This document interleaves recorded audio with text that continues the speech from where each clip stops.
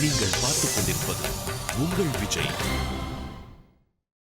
கிராமங்களில் சினிமா, விஞ்ஞானத்தின் வரம். சினிமாவில் கிராமம், இவரின் தவம். இரு கரங்கள் குவிந்தது, தமிழ் சினிமாவின் புதிய வரலாறு பிறந்தது.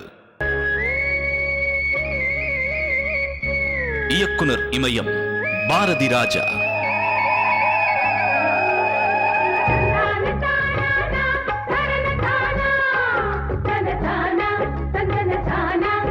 கிராமத்து கொட்டகைகளின் மண் தரைகளில் மின்மினி பூச்சியாய் ஒளிர்ந்த பிலிம் ரோல்களுக்கு மண் வாசனை பூசிய மகத்தான கலைஞன்.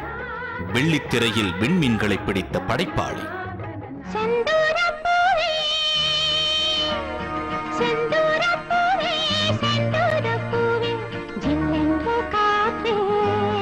மரபுகள் உடைத்து மனிதம் விதைத்து உணர்வும் உயிருமாய் 16 வயதினிலேவில் தோகை விரித்தது இந்த மயில். முண்டாசு இயக்குனரின் வெற்றி சரித்திரத்திற்கு இது எழுதியது புதிய உயில்.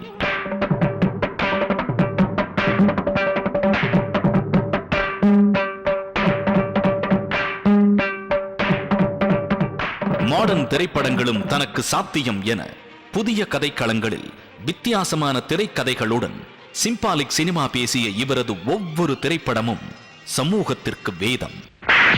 இந்திய சினிமாவின் புதிய பரிமாணம்.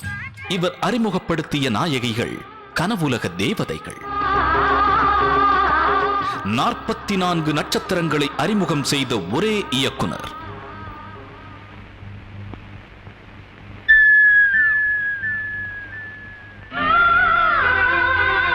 ஆறு தேசிய விருதுகள், 2 மாநில விருதுகள். இந்திய சினிமாவிற்கு ஆற்றிய மகத்தான பணிக்காக பத்மஸ்ரீ விருதை பெற்றிருக்கும் இந்த இமயத்தின் 35 ஆண்டுகால திரை தாகமும் இன்றும் வற்றாத ஜீவநதியாய் நாடிகளில் துடித்துக் கொண்டிருக்கும் சினிமா வேட்கையும் துளி கூட குறையாமல் ஆனந்த வெள்ளமாய் நம்மை ஆர்ப்பரிக்க வருகிறது.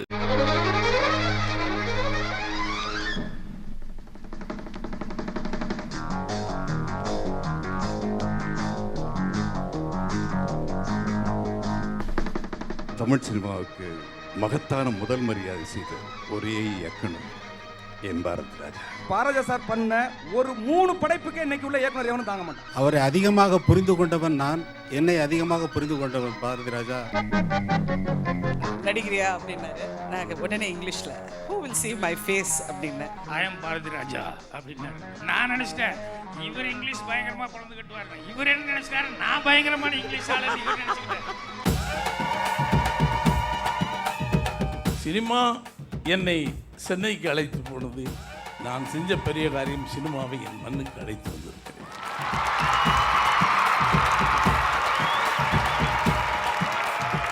தமிழ் கூறும் நல்லுலகத்தின் தனிப்பெரும் அடையாளமாக இந்த தரணியே ஏற்றுக்கொண்ட மதுரை மண்ணுக்கு வணக்கம். இந்த பூமி எத்தனையோ மாமனிதர்களை உருவாக்கி இருக்கிறது. காரணம் மதுரை மண்ணின் மகத்துவம் அப்படி. 1964 இந்த மண்ணிலிருந்து புறப்பட்ட ஒரு புயல் இந்திய சினிமாவையே புரட்டி போட்டது. சாதாரண மனிதர்களின் வலியையும் வாழ்க்கையையும் அச்சரம் பிசகாமல் செல்லுலாய்டில் பதிவு செய்தது. அதுவரை தமிழன் யாரையோ சினிமாவில் பார்த்து கொண்டிருந்தான். நீ வந்த பிறகுதான் தன்னையே அவன் செல்லுலாய்டில் பார்க்க முடிந்தது. புழுதி பறிக்க அவன் விளையாடிய அந்த மண்ணில் அந்த இமயத்திற்கு இன்று ஒரு மரியாதை. இதோ உங்கள் முன்னால் அன்போடு அழைக்கிறோம் இயக்குனர் இமயம் திரு பாரதி ராஜா அவர்கள்.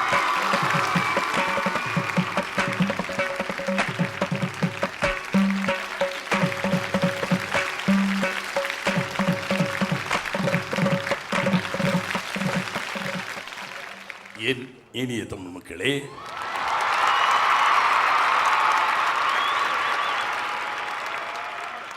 சில நிகழ்வுகளில் வார்த்தைகள் வசப்படுவதில்லை, என் கண்கள் பணிக்கிறது. இது என் மண், நான் பிறந்த மண். எங்கள் மக்கள் கொடுத்த கலாச்சார பிச்சை, பண்பாடு, இந்த தமிழ். ஒரு கடலைக்காட்டில் ஒரு கதை சொன்னவங்கள கூட நான் ஒரு ஆசிரியராக நான் நினச்சிருக்கேன். இன்றைக்கி என்னை வாழ வைத்த இந்த மண் எனக்கு சொல்ல தெரியல.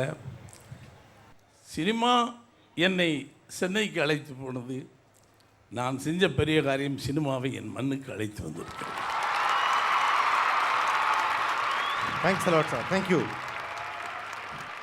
1977 16 வயதினிலே அப்படின்னு ஒரு படம் வந்துச்சு. சேகர், குமார் அப்படின்னு ஹீரோக்களுக்கு அல்லது அந்த படத்துடைய முக்கியமான கேரக்டர்களுக்கு பேர் வைத்து கொண்டிருந்த காலகட்டத்தில் சப்பானி, பரட்டன்னு ஊரில் வழக்கு சொல்லில் இருக்கக்கூடிய பெயர்களை வைத்து ஒரு படம் எடுக்கிறார். முதல் படத்திலேயே ஸ்டேட் அவார்ட். சாதாரண மனிதர்களின் வாழ்க்கையை சொல்லுவதன் மூலம் ஒரு சர்வதேச தரத்தை கொடுக்க முடியுங்கிறத 1977 பாரதி ராஜா நிரூபிக்கிறார். வைரமுத்து அவர்களுடைய வரிகளில் சொல்லணும் அப்படின்னா, எங்கள் ஊருக்கு சினிமா வந்திருக்கிறது, எங்கள் ஊர் சினிமாவில் வந்திருக்கிறதா, வந்தது நீ வந்த பிறகு.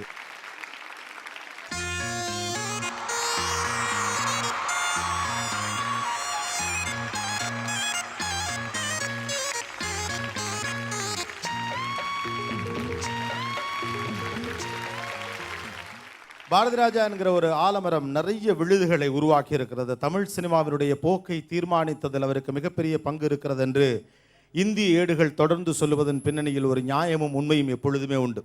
அவரிடமிருந்து உருவான அல்லது அவரால் உருவாக்கப்பட்ட கலைஞர்கள், நடிகர்கள், நடிகைகள் ஒரு மிகப்பெரிய ஆட்சியை தொடர்ந்து தமிழ் சினிமாவிலும் இந்திய சினிமாவிலும் ஏற்படுத்தி இருக்கிறார்கள். அப்படியாக அவர் உருவாக்கிய அந்த அந்த விழுதுகள் நிறைய உண்டு. அதில் ஒரு பொக்கிஷத்தை இப்போது மேடைக்கு அன்போடு அழைக்க ஆசைப்படுகிறோம். இந்திய திரையுலகின் மிகப்பெரிய திரைக்கதையாளர் என்று இந்திய திரையுலகம் எப்பொழுதும் ஏற்றுக்கொள்ளுகிற சாமானிய மனிதர்களின் வாழ்க்கையை தன் பதிவுகளில் முன்வைக்கிற திரு பாக்யராஜ் அவர்களை அன்போடு மேடைக்கு அழைக்கிறோம்.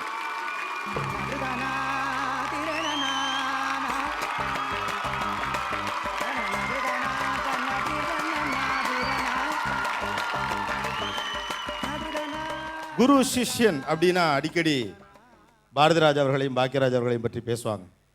உங்களை முதலில் திரைக்கு அறிமுகம் செய்தவரும் அவர் தான்.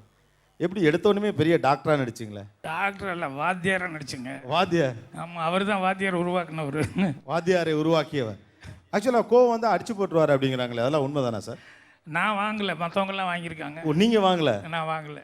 அவருடைய செல்லமான சிஷ்ய பிள்ளையா நீங்கள்? இல்லை, அதாவது திட்டு நிறைய வாங்கினேன், அடி வாங்குற அளவுக்கு நடந்துக்கல. ஆஹா. ஒரு டெக்னிக்கலி ஸ்ட்ராங்காக இல்லாத காலகட்டத்தில் ஒரு டீமாக அவரோட சேர்ந்து நீங்கள் ஒர்க் பண்ணப்போ ஒரு விஷயத்தை, அந்த உணர்வை அப்படியே திரையில் கொண்டு வருவதற்கு அவர் எப்படி மெனக்கெடுவார் சார்? இல்லை சார், அவருக்கு அதை தவிர்த்து வேறு எந்த சிந்தனையும் இல்லை. நைட்டு என்ன அவர் கூட அதிகமாக ஸ்பெண்ட் பண்ணது நானாக தான் இருப்பேன். இன்னும் சொல்ல போனோம்னா எல்லோரும் என்னை கிண்டல் அடிப்பாங்க. என்னென்னா அவர் கூட ஒர்க் பண்ணும்போது பாரதி ராஜா பொண்டாட்டி வர்றான் பாரு.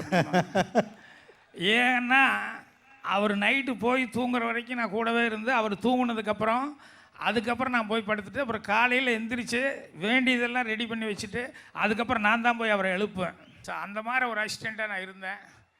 ஸோ அப்போ இருந்து பார்த்துருக்கேன், எப்போவுமே சேர் போட்டு உட்கார்றது மழை வரணும் அல்லது வேறு ஏதாவது ப்ராப்ளம், இப்போ கரண்ட்டு போயிடுச்சு, ஏதாவது இந்த மாதிரி ஆனால் தான் உட்கார் வர ஒழிய மற்றபடி ஸ்பாட்டில் போனார் அப்படின்னா அவர் பாட்டில் வேலையை தவிர்த்து வேறு எந்த சிந்தனையும் இருக்காது. அதில் வேணால் நான் நிறைய திட்டு வாங்கியிருக்கிறேன். உங்களை அவர் ஹீரோவாக அறிமுகப்படுத்தினார். அது எப்படி நீங்கள் கேட்டுக்கிட்டீங்களா அவர்கிட்ட? சார் நான் ஹீரோ ஆனேன் சார் அப்படின்னு கேட்டால், இல்லை அவராகவே நீ ஹீரோ மெட்டீரியல்ப்பா அப்படின்னு முடிவு பண்ணி உங்களை ஹீரோவாக்குனாரா? இல்லை, என்னை ஹீரோ அப்படின்னு சொல்லி அவர் முடிவு பண்ணோன்னையுமே நான் சொன்ன முதல் வார்த்தை, சார் ரொம்ப சிரமப்பட்டு ஒரு 2 படம் பண்ணி காசு சம்பாதிச்சு வச்சுருக்கீங்க, இதை என்னை வச்சு தொலைக்கணுமா நீங்கள், அதனால் கொஞ்சம் யோசனை பண்ணுங்க அப்படின்னேன். நான் அதுதான் முதல் வார்த்தை சொன்னேன். யோ, உன் மேலே எனக்கு நம்பிக்கை இருக்குது, பேசாமல் நீ நடி அப்படின்னாரு. என்ன மாதிரி இளையராஜா சாரும் கூட சொன்னேன், பாரதி கொஞ்சம் யோசனை பண்ணு அப்படின்னு சொல்லிட்டு அவரும் கூட பாக்யராஜ் தான் ஹீரோன்னு சொன்னோடனே அவர் கூட சிரிச்சுக்கிட்டே சொன்னார். இல்லை, இப்போ கூட சிரிக்கிறார் இளையராஜா சார். இல்லை, விளையாட்டை தான் சொன்னாங்க. ஆனால் எங்கள் டைரக்டர் என் மேலே அவ்வளோ நம்பிக்கையோட, யோ நான் முதல் படத்துலேருந்து உன்னை பார்த்துக்கிட்டு இருக்கேன், எனக்கு தெரியும் உன்னால் முடியும், நீ நடி அப்படின்னு சொல்லி சொன்னார். ஸோ அன்னையிலேருந்து மேக்கப் போட்டு நடிக்க ஆரம்பிச்சு. இல்லை, புதிய வார்ப்புகளில் நீங்கள் மறக்க முடியாத அனுபவம் இன்றைக்கி ஒரு நாஸ்டாலஜியை யோசித்து பார்க்குறப்போ அந்த புதிய வார்ப்புகள் படம் பண்ணுறப்ப. ஏன்னா அது வரைக்கும் அடி வாங்கலை, கொஞ்சம் திட்டு தான் வாங்கியிருக்கீங்க. இப்போ நீங்கள் ஹீரோ, ஒரு டைரக்டர். ஏங்க புதிய வார்ப்புகள் அனுபவம் என்னென்னா, நான் பிறந்த ஊர் அப்படின்னா எல்லாரும் கேட்டால் ஒரு ஊர் தான் சொல்ல முடியும். நான் 2 ஊர் சொல்லுவேன். ஒன்று வந்து கோயம்புத்தூருமே, இன்னொன்று வந்து இந்த மதுரை மண் அப்படிம்பேன். ஏன்னா இந்த மண்ணில் தான் முதல்ல ஹீரோவாக வந்து முதல்ல வான் மேகங்களேன்னு சொல்லி பாட்டு வந்து பாடி எங்கள் டைரக்டர் அவர் தான் வந்து, அவரும் மதுரைக்காரர் இல்லையா. ஸோ அதனால் அதனுடைய அனுபவங்கள் அப்படின்னு சொல்லி சொன்னோம்னா எவ்வளவோ சொல்லலாம் அந்த படத்தினுடைய அனுபவங்களை பற்றி சொல்கிறது. ஏன்னா இன்றைக்கி எல்லாத்துக்கும் எனக்கு விநாயகர் சொல்லி போட்டு ஒரு ஹீரோவாக அறிமுகப்படுத்தி இன்றைக்கி இந்த அளவுக்கு இருந்துகிட்ருக்கேன் அப்படின்னு சொன்னாலே அதுக்கு எல்லா காரணமும் அவர் தான். அதனால் வந்து புதிய வார்ப்புகள்னு தனியாக சொல்கிறதுக்கு ஒன்றும் இல்லை. ஒவ்வொரு படத்துலையும் எத்தனையோ அனுபவங்கள் இருக்குது. நீங்கள் ரொம்ப இன்டிமேட்டான அவருடைய அசிஸ்டண்ட், அவரோட அசோசியேட் நீங்களே சொன்னீங்க. ஏன்னா நைட்டு மேக்ஸிமம் அவரோட அதிக நேரம் நான் தான் தங்கியிருக்கேங்கிற அளவுக்கு சொல்லிட்டீங்க. நைட்டு அப்படிங்கிற மாதிரி சொல்லாதீங்க, அது வேறு மாதிரி வந்து அது அதனால் என்ன, நானே ஒரு மாதிரியான ஆள், அப்புறம் எங்கிட்ட ஒரு மாதிரியான கேள்வியெல்லாம் கேட்டிங்கன்னா அது ஒரு மாதிரியாகவே போயிடும். அதனால் உங்ககிட்ட நான் என்ன கேட்கணும்னு ஆசைப்பட்றேன்னா, அவர்கிட்ட நீங்கள் நெருங்கி பழகுவதற்கும் தனிப்பட்ட முறையில் மனசு விட்டு பேசுறதுக்கும் நிறைய வாய்ப்புகள் இருந்திருக்கலாம். ஆனால் இந்த ஒரு விஷயம் கேட்கணும்னு எனக்கு ரொம்ப நாளாக மனசுக்குள்ளே இருக்குது. அதை கேட்க முடியலை அல்லது கேட்பதற்கான சந்தர்ப்பமே வரலன்னு ஒன்று இருக்கலாம். மேபி அப்படி ஏதாவது ஒன்று இருக்குன்னா நீங்கள் பாரதிராஜா அவர்களிடம் இப்போ கேட்கலாம்.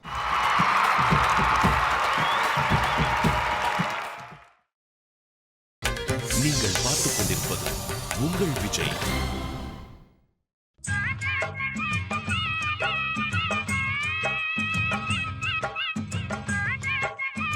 கோபிநாத், ஒரு விஷயத்தை நான் தெளிவுபட சொல்லிடுறேன். என் சிஷ்யன் ரொம்ப பிடிக்காரன், புத்திசாலி, சிறந்த திரைக்கதைக்கு இன்றைக்கி 30 ஆண்டுகள் வேணும் தான் சொல்லுவாங்க. எல்லாத்துலேயும் கெட்டிக்காரன், கொஞ்சம் பொய்யன். கதை சொல்கிறாலே பொய் தான், அது வேற. நீ கேட்ட கேள்வி அருமையாக இருந்து. முதல் படத்திலேயே வைத்தியம் கேட்டீங்களே, என்ன கேட்டீங்க? முதல் படத்திலே டாக்டர் எப்படி எடுத்தோன்னு டாக்டர் நீங்கள் வைத்தியன்னு கேட்டிருக்கணும். ஓ, அதனால ஒத்துக்க மாட்டேன். முதல் படத்திலே வைத்தியனா வந்தவன் பாக்யராஜ் தான். ஸ்ரீதேவி காய்ச்சலில் படுத்து கிடங்க, அண்ணே வந்து கொஞ்சம் வைத்தியம் பண்ணுறான்னு சொல்லி அதுதான் முதல்ல நீ கேட்டது நியாயம். ஆனால் எங்கே மட்டும் ஹீரோவாக வந்த படத்தை மட்டுமே சொல்லிட்டு இருக்கு. நீங்கள் மேடேறி வரையில் ஏதோ பாராட்டத்தான் போகிறீங்களோன்னு நினச்சேன் நான். இப்படி இட்லியை தட்டில் போட்டு இடியை தலையில் போடுவீங்கன்னு நான் நினைக்கவே இல்லை. அப்படி இல்லை, இந்த வேஷம் பண்ணாலும் ஜெயிப்பேன், அந்த வேஷம் பண்ணாலும் ஜெயிப்பேன். நீங்கள் தமிழ் திரையுலக ஒரு கதாநாயகனாக வந்து டூயட் பாடிட்டு மட்டும் போவேன். எல்லா அம்சமும் கலந்து செய்வான்.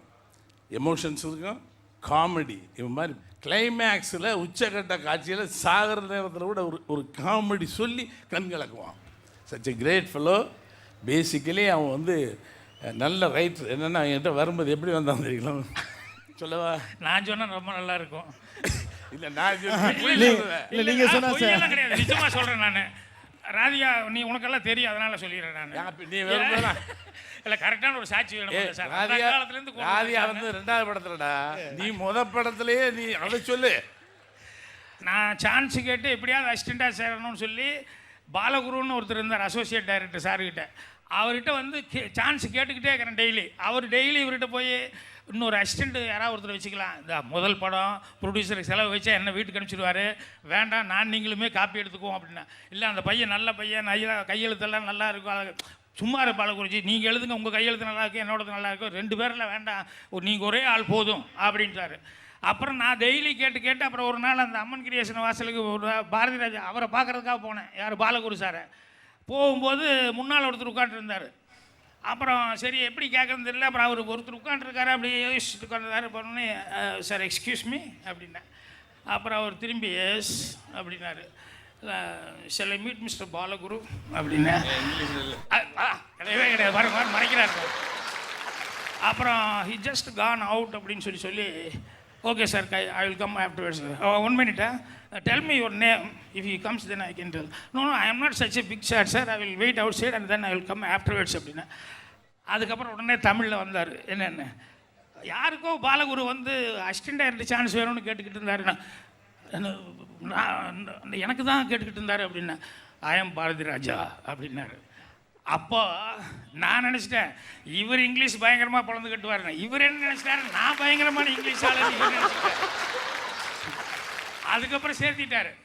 சேர்ந்ததுக்கப்புறம் தான் அவருக்கு தெரியும் நான் வந்து என் புக்கே சேரே 5ஆம் கிளாஸ் வரைக்கும் படிக்கல. அதுக்கப்புறம் தான் என் புக்கே சேரே ஆரம்பித்தவன். ஆனால் மற்ற விஷயத்தில் வந்து இப்படியோ அதை பண்ணி இதை பண்ணி அவருக்கு இம்ப்ரெசிவாக இது பண்ணி அதில் வந்து என்னை காப்பாற்றி இந்த அளவுக்கு வந்திருக்கு. புதிய பிள்ளை தூக்கி கீழே போட்டு வசனமும் எழுத சொன்னேன். ஸ்டில் டுடே சின்ன அந்த காலத்திலே பூவை கிள்ளுனா மட்டும் வாடாது, செடியில் விட்டு வச்சாலே வாடி போகும். இந்த தத்துவத்தை அவன் அந்த ஏஜில் எழுதினான். Such a great writer, great performer, ரொம்ப நல்லவன். இதுக்கு மேலே நான் இல்லை இல்லை இன்னொரு பிடிச்ச டைலாக் நான் சொல்லிடுறேன் சார்.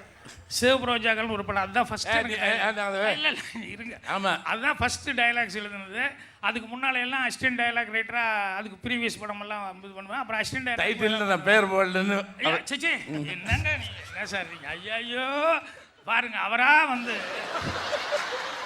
அதெல்லாம் சார் சிவபுரோஜாக்கள் ஃபஸ்ட்டு பையன் எனக்கு சான்ஸ் கொடுத்தாரு. அப்போ கொடுக்கும்போதே ஒரு ஒப்பந்தம், யோ நீ வந்து வில்லேஜ்ல எல்லாம் கரெக்டாக வந்து எழுதுனதெல்லாம் நல்லா இருந்தது, இது சிட்டி படம் எனக்கு டவுட்டாக இருக்குன்னாரு. சார் ஒரு தடவை கொடுங்க, நான் அசிஸ்டன்ட் டைரக்டர் தானே, நல்லா இருந்தால் எடுத்துக்கோங்க, இல்லைன்னா விட்றா நீ வேலையை பாடுற, அசிஸ்டன்ட் டைரக்டர் வேலையை பாடுறா அப்படின்னாரு. அதுக்கப்புறம் ஒரு டைலாக்ஸ் எழுதினேன். அப்புறம் வந்து படிச்சு காமி சொல்லி சொன்னார். அதில் என்னென்னா ஸ்ரீதேவி வந்து ஜவுளி கடையில் வேலை பார்க்குற பொம்பளை இல்லையா பொண்ணு. அப்போ கமலஹாசன் அடிக்கடி வருவார். வரும்போதே அந்த பொண்ணு சைட் அடிக்கிறதுக்காகவே வரும்போது நேராக அந்த கவுண்டருக்கே போவார். போனோடனே கர்ச்சீப் ப்ளீஸ் அப்படிம்பார். உடனே அவங்க கர்ச்சீப் எடுத்து கொடுப்பாங்க. இது வேண்டாம் வேறு கர்ச்சீப் அப்படிம்பார், போவார். செகண்ட் டைம் வர்றாரு. செகண்ட் டைம் வரும்போதும் கர்ச்சீப் ப்ளீஸ் அப்படின்னு ரெண்டாவது தடவை எடுத்து கொடுப்பார். ஏதோ ஒன்று வாங்கிட்டு போயிடுவார். மூணாவது தடவை வந்தோடனே அந்த அம்மா ஸ்ரீதேவி என்ன நினைக்கிறாங்க, சரி கர்ச்சீப்பு தான் வருவார்னு வழக்கம் போல் கர்ச்சீப் எடுத்து வெளியே வச்சாங்க. இவர் உடனே கமல் வந்து நோ எனக்கு பனியன் வேணும் அப்படின்னு. பனியன் வேணும்னே ஸ்ரீதேவி கீழே குமிஞ்சு பனியன் எடுக்கும்போது ஒரு சின்ன யோசனை பண்ணிவிட்டு, கை வச்ச பனியன் வேணுங்களா, கை வைக்காத பனியன் வேணுமா அப்படின்னு. உடனே கமல் மேலேருந்து கீழே ஒரு லுக் கொடுத்து, நான் கை வைக்காத தான் யூஸ்வலாக லைக் பண்ணுவேன். எப்படியா இப்படி திங்க் பண்ணுறேன் அப்படின்னாரு. அப்புறம் சொல்ல, நான் திங்க் பண்ணல சார், என் வயசு அப்படி திங்க் பண்ணுது. அனுபவம் தான். உங்கள்கிட்ட ஒரே ஒரு கேள்வி இருக்கு அவரை பற்றி. அவருடைய சில்மிஷம் சேட்டைக்கு வந்து பாக்யராஜருடைய படங்கள், அதோடைய ஸ்கிரிப்ட் அல்லது அதோடைய வசனங்கள் பெயர் போனது. இயல்பிலே இப்படி கொஞ்சம் சில்மிஷமான சேட்டையான ஆள் தானா, இல்லை ரொம்ப பொம்மலான அமைதியான பிள்ளையா? பெரும்பாலும் மனிதர்கள், நடிகர்கள் உள்ள எது இருக்கோ அதை வெளியே காட்டுறதே கிடையாது. ரொம்ப சில்மிஷமான, வெளியே பார்த்தீங்கன்னா பவ்யமாக நிற்பான் அப்படின்னும். உள்ள எல்லா சில்மிஷமும் சார் வேற மாதிரி நிற்கல. சில்மிஷம் உள்ள இருக்குல்ல, அது இருக்குதுங்க. அது வேற மாதிரி சில்மிஷம். அது இந்த மாதிரி எல்லாம் கிடையாது. குருக்கு ஆப்போசிட்டா குரு துரோகியா அப்படி எந்த விதமான சில்மிஷமும் கிடையாது. நான் சொல்லவே இல்லையே. இல்லை இல்லை இல்லை சில்மிஷம் அப்படின்னா வெவ்வேறு மாதிரி எடுத்துக்கூடாது. ஆனால் எல்லாத்துக்கும் தெரியும் எப்படி என்னங்கிறது. அப்போ நீங்கள் ஏதோ ஆசை கீசன் என்னமோ கேட்டிங்களே. அவர்கிட்ட இது வரைக்கும் கேட்கணும்னு நீங்கள் ஆசைப்பட்டு இது வரைக்கும் கேட்காத விஷயம் ஏதாவது இருக்கலாம், அல்லது சொல்லணும்னு ஆசைப்பட்டு சொல்லாத விஷயம் இருக்கலாம். இல்லை இல்லை எனக்கு பெரும்பாலும் வந்து கொஞ்சம் கேப் விட்டுன்னு இல்லையா, எல்லோரும் வந்து இது பேராசை தான் இருந்தாலும் இந்த மண்ணில் இங்கே தான் வச்சு என்னை வந்து அவர் வந்து ஹீரோவாக ஆக்கி படம் எடுத்தார். ஸோ என்னுடைய ஃபஸ்ட் இன்னிங்ஸ் ரொம்ப பிரமாதமாக போயிட்டு இருந்தது. இப்போ ஒரு கேப் விட்டோன்னே எல்லோரும் வந்து என்னங்க இது உங்கள் படமே காணோம், உங்கள் படம் இல்லாமல் எங்களுக்கு ரொம்ப இதாக இருக்குது, ரொம்ப மிஸ் பண்ணுறோம் அப்படின்னு எல்லாருமே கேட்பாங்க. இப்போ ரசிகர்கள்லாம் சண்டைக்கே வந்தாங்க 7ஆம் தேதி. ஸோ செகண்ட் இன்னிங்ஸ் ஸ்டார்ட் பண்ணிடலாம் அப்படின்னு சொல்லி முடிவு பண்ணிட்டேன். அது அதே மாதிரியாக இருக்குது. ஃபஸ்ட் இன்னிங்ஸ் நான் ஸ்டார்ட் பண்ண இடம் இதே என் குருநாதர் பக்கத்தில் இருக்கார். அதனால் என்னுடைய செகண்ட் இன்னிங்ஸை அவரை கால் தொட்டு வணங்கி அவர்லேருந்தே ஸ்டார்ட் பண்ண வைக்கிறேன்.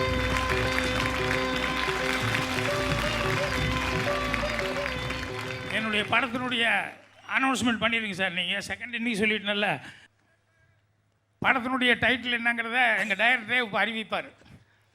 துணை முதல்வர் டைட்டில் பாருங்க. துணை முதல்வர் அன்னபோஸ்ட். அன்னபோஸ்டா எவ்வளவு தெளிவாக இருக்கு. இல்லைங்க காலத்துக்கு ஏற்ற மாதிரி இருக்கணும் இல்லையா. ஏன்னா எவ்வளோ நாள் லேட்டாக வந்தால் கூட லேட்டஸ்ட்டாக இருக்கணும் இல்லையா இன்றைக்கி. அதனால தான் துணை முதல்வர் அன்னபோஸ்ட்னு வச்சுருக்கேன். நீ வருவ. நன்றி. வருவ. All the best for the second innings. அந்த 16 வயது நிலையில் பார்த்த பாரதி ராஜா இன்னமும் அப்படியே அதே வேகத்தோடும் அதே வீச்சோடு தான் இப்போவும் இருக்காரா, இல்லை அவர் கொஞ்சம் வயசாயிருச்சுன்னு நினைக்கிறீங்களா? இல்லை வயசு அவருக்கு அப்படி ஒன்றும் ஆகலை. ஏன்னா மனசுக்குள்ளே அந்த இளமை இருந்துட்டு இருந்ததுன்னா வயசுங்கிறதெல்லாம் அது ஒரு பெரிய மேட்டரே கிடையாது. அதனால் இப்போ கூட அவர் விட்டார்னா இது பண்ணுவார். அவருக்கு ஒன்றே ஒன்று என்னென்னா, அவருக்கு கூட பக்கபலமாக இருக்கிறது கொஞ்சம் கரெக்டான சமாச்சாரமாக இருந்துருச்சுன்னா அவர் வந்து எப்போ வேணாலும் அவர் எவர் கிரீன் தான். அதனால் அந்த பக்கபலத்தில் வந்து சில நேரங்களில் தப்பு வரும், தள்ளி நின்று சொல்கிறேன். நான் சண்டை போட்ட அளவுக்கு அவர்கிட்ட வேறு யாரும் சண்டை போட மாட்டாங்க. அதனால் அவர் அதை கொஞ்சம் குறைச்சிக்கிட்டாருன்னா என்றைக்கே அவர் கிரீன் தான். அது 16 வயதினிலே வாழ்க்கை முழுக்க அல்லது இந்த சினிமா இருக்கும் வரையில் மறக்க முடியாத மறுக்க முடியாத ஒரு படம். எப்படி இந்த படத்தை அவர் ஃபர்ஸ்ட் எடுத்தார்? அவருக்கு திறமை இருந்தது. ஆனால் அந்த திறமையை இப்போ எப்படி என்ன அவர் அடையாளம் கண்டுபிடிச்சிட்டு இது கொஞ்சம் வீரியமானது தான் அப்படின்ட்டு இதுக்கு கொஞ்சம் தண்ணி ஊற்றுனா எப்படி வருமோ அப்படிங்கிற மாதிரி அவருக்குள்ள அந்த ஸ்பார்க் அவர்கிட்ட கண்டிப்பாக ஒரு பெரிய இது இருக்குது அப்படிங்கிறத வந்து புரிஞ்சுக்கிட்டு அவரை வந்து முதல்ல அறிமுகப்படுத்தினார் பாருங்க. அவர் என் மனசில் இவர் எப்படி எல்லாமா எப்போ என் நெஞ்சில் நிறைஞ்சிருக்காரோ அதே மாதிரி எங்கள் டைரக்டர் மனசில் எப்போ நிறைஞ்சிருக்கவர். 16 வயதில் நான் முதல் கை நீட்டி 150 ரூபா சம்பளம் வாங்கினது அவர்கிட்ட தான். அந்த மரியாதைக்குரிய ராஜ்கண்ணு சார் அவர்கள்.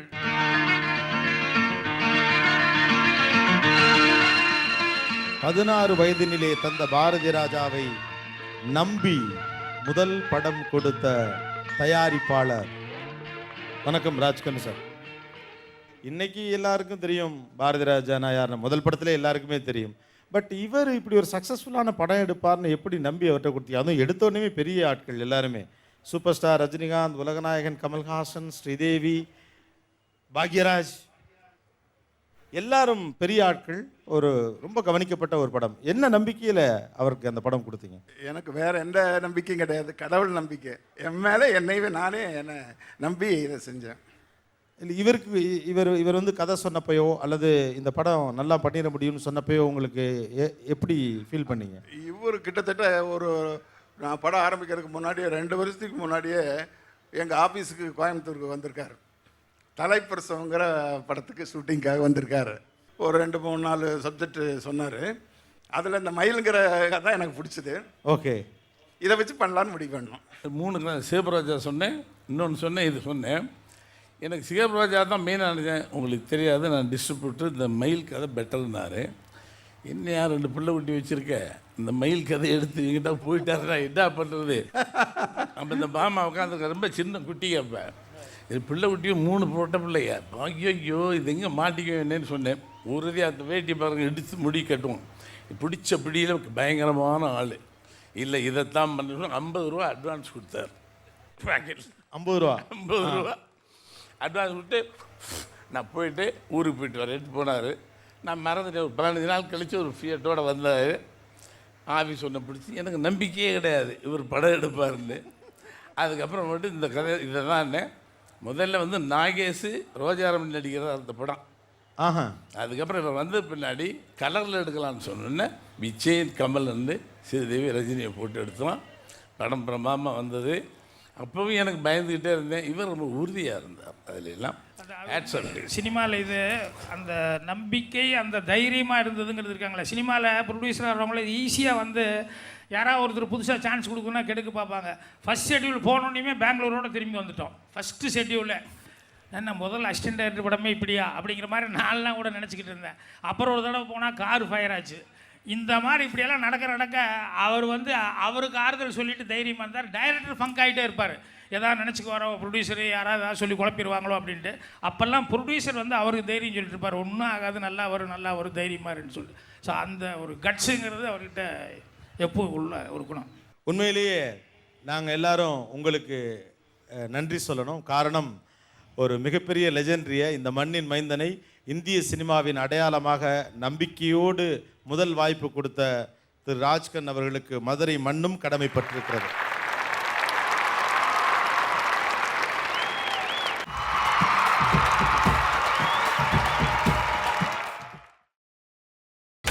நீங்கள் பார்த்துக் கொண்டிருப்பது உங்கள் விஜய்.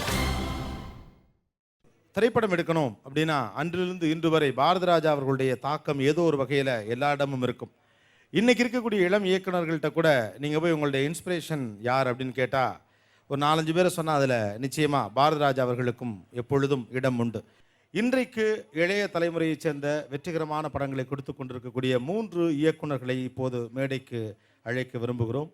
இயக்குனர் திரு சுசீந்திரன் அவர்கள், இயக்குனர் திரு சர்க்குணம் அவர்கள் அண்ட் பாரதி ராஜா அவர்களுடைய அந்த விழுதுகளில் உருவான திரு பார்த்திபன் அவர்கள். 3 பேரையும் அன்போடு மேடைக்கு அழைக்கிறோம்.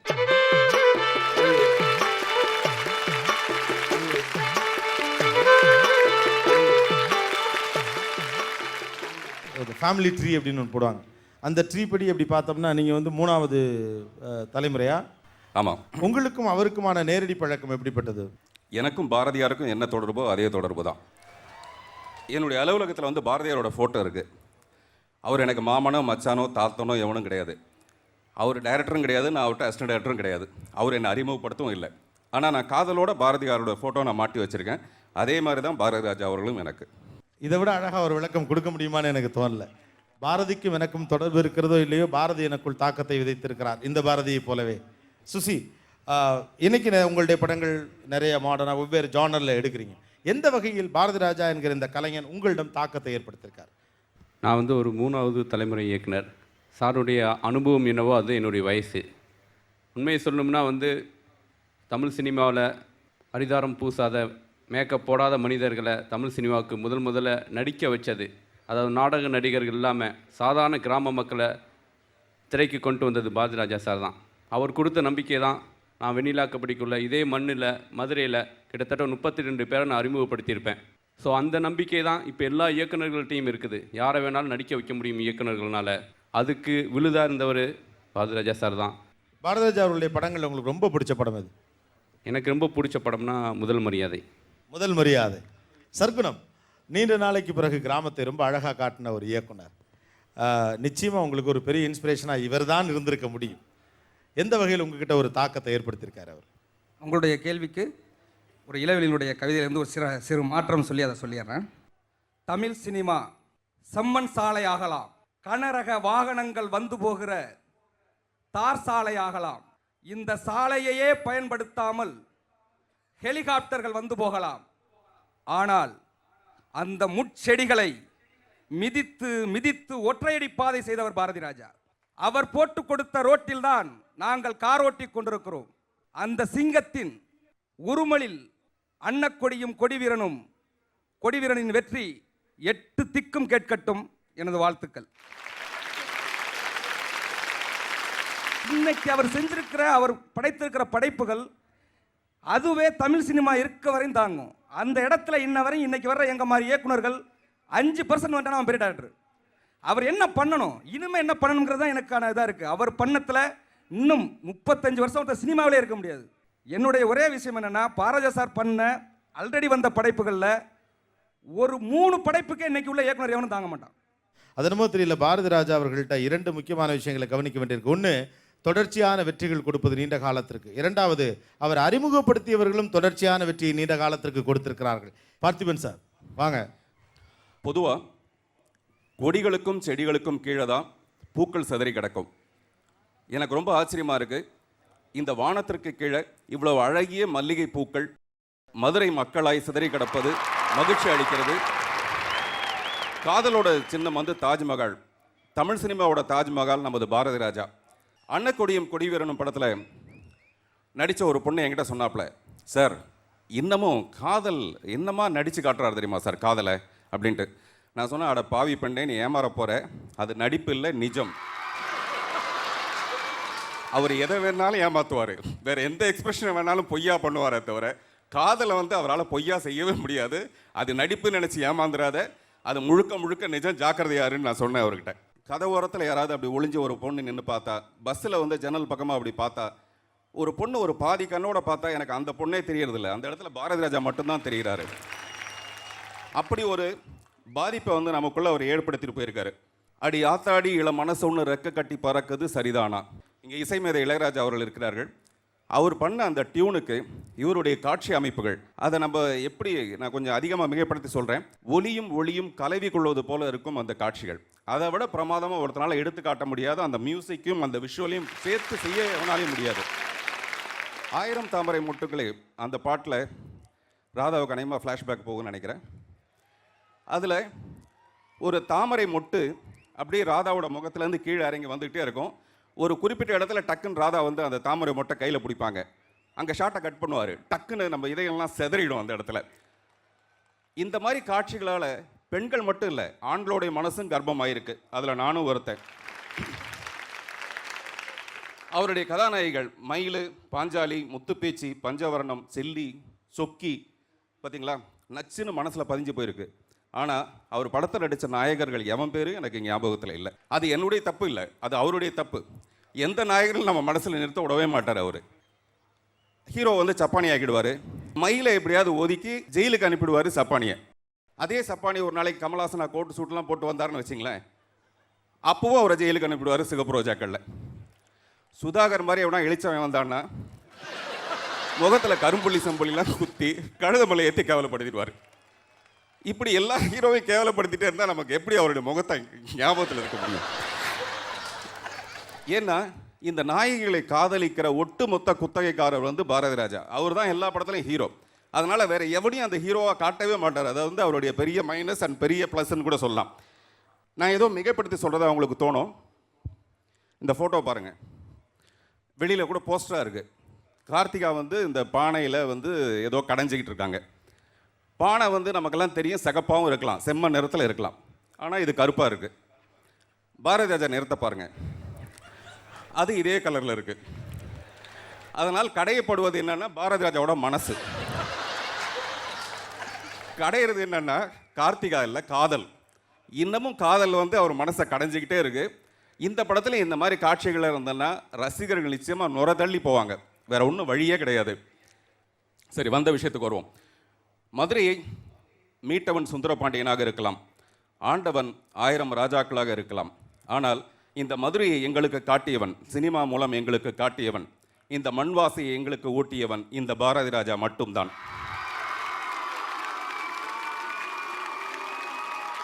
இதெல்லாம் தூரத்தில் நின்று பார்க்கும்போது தான். கிட்ட போய் பார்த்தோம்னு வச்சுங்களேன், அவன் ஒரு பாசக்கார பையன்.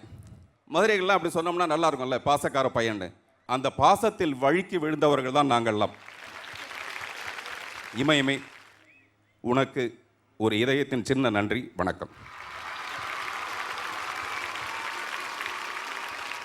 இதான் அந்த ட்ரீயோட ஸ்பெஷாலிட்டி.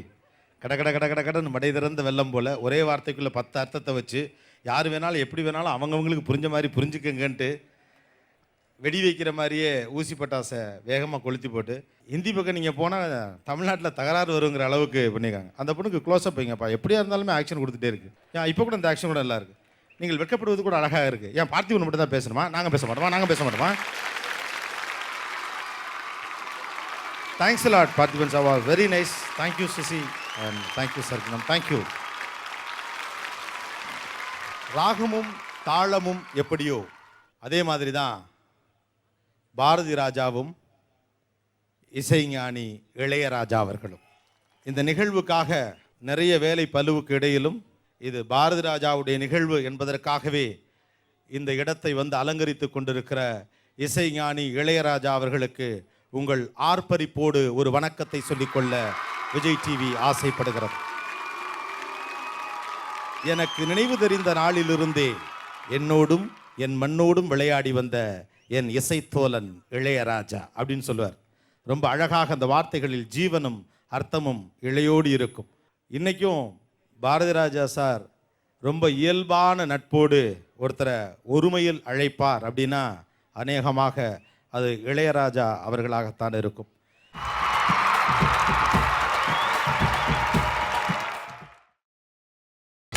நீங்கள் பார்த்துக் கொண்டிருப்பது உங்கள் விஜய். இப்போ நம்ம சூப்பர் சிங்கர்ஸ் இளையராஜா பாரதி ராஜா அந்த காம்போடைய பெஸ்ட் சாங்ஸ் உங்களுக்காக இதோ இந்த மேடையில் மதுரையில். Let's welcome.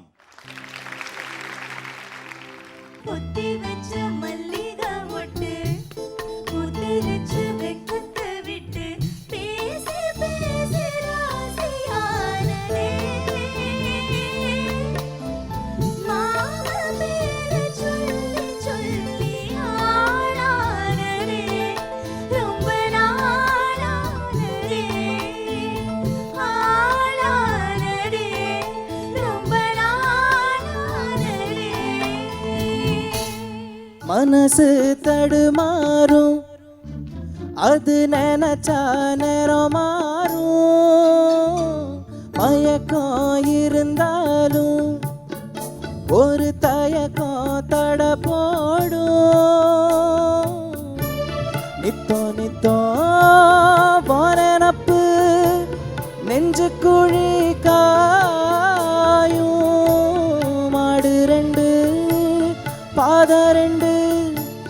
வண்டி எங்கே சேரும்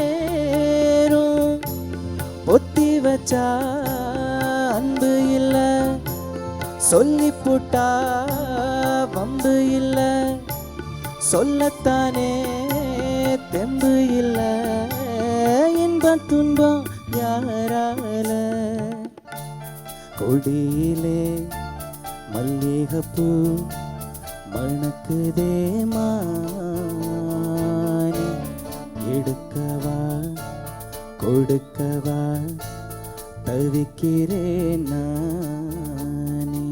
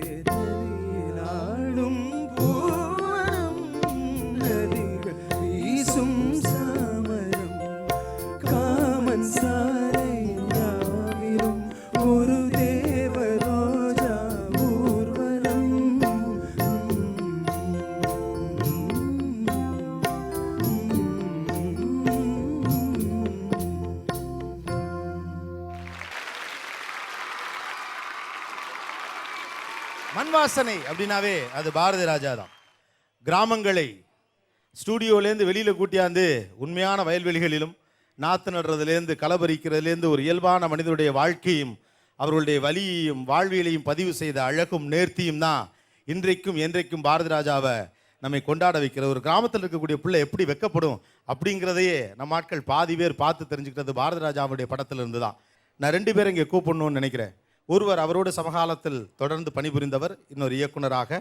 ஒருவர் அவரால் அறிமுகப்படுத்தப்பட்டவர். இயக்குனர் ஆர் சுந்தர்ராஜன் அவர்கள், ஒளிப்பதிவாளர் மற்றும் நடிகர் திரு இளவரசு அவர்கள். Let's welcome.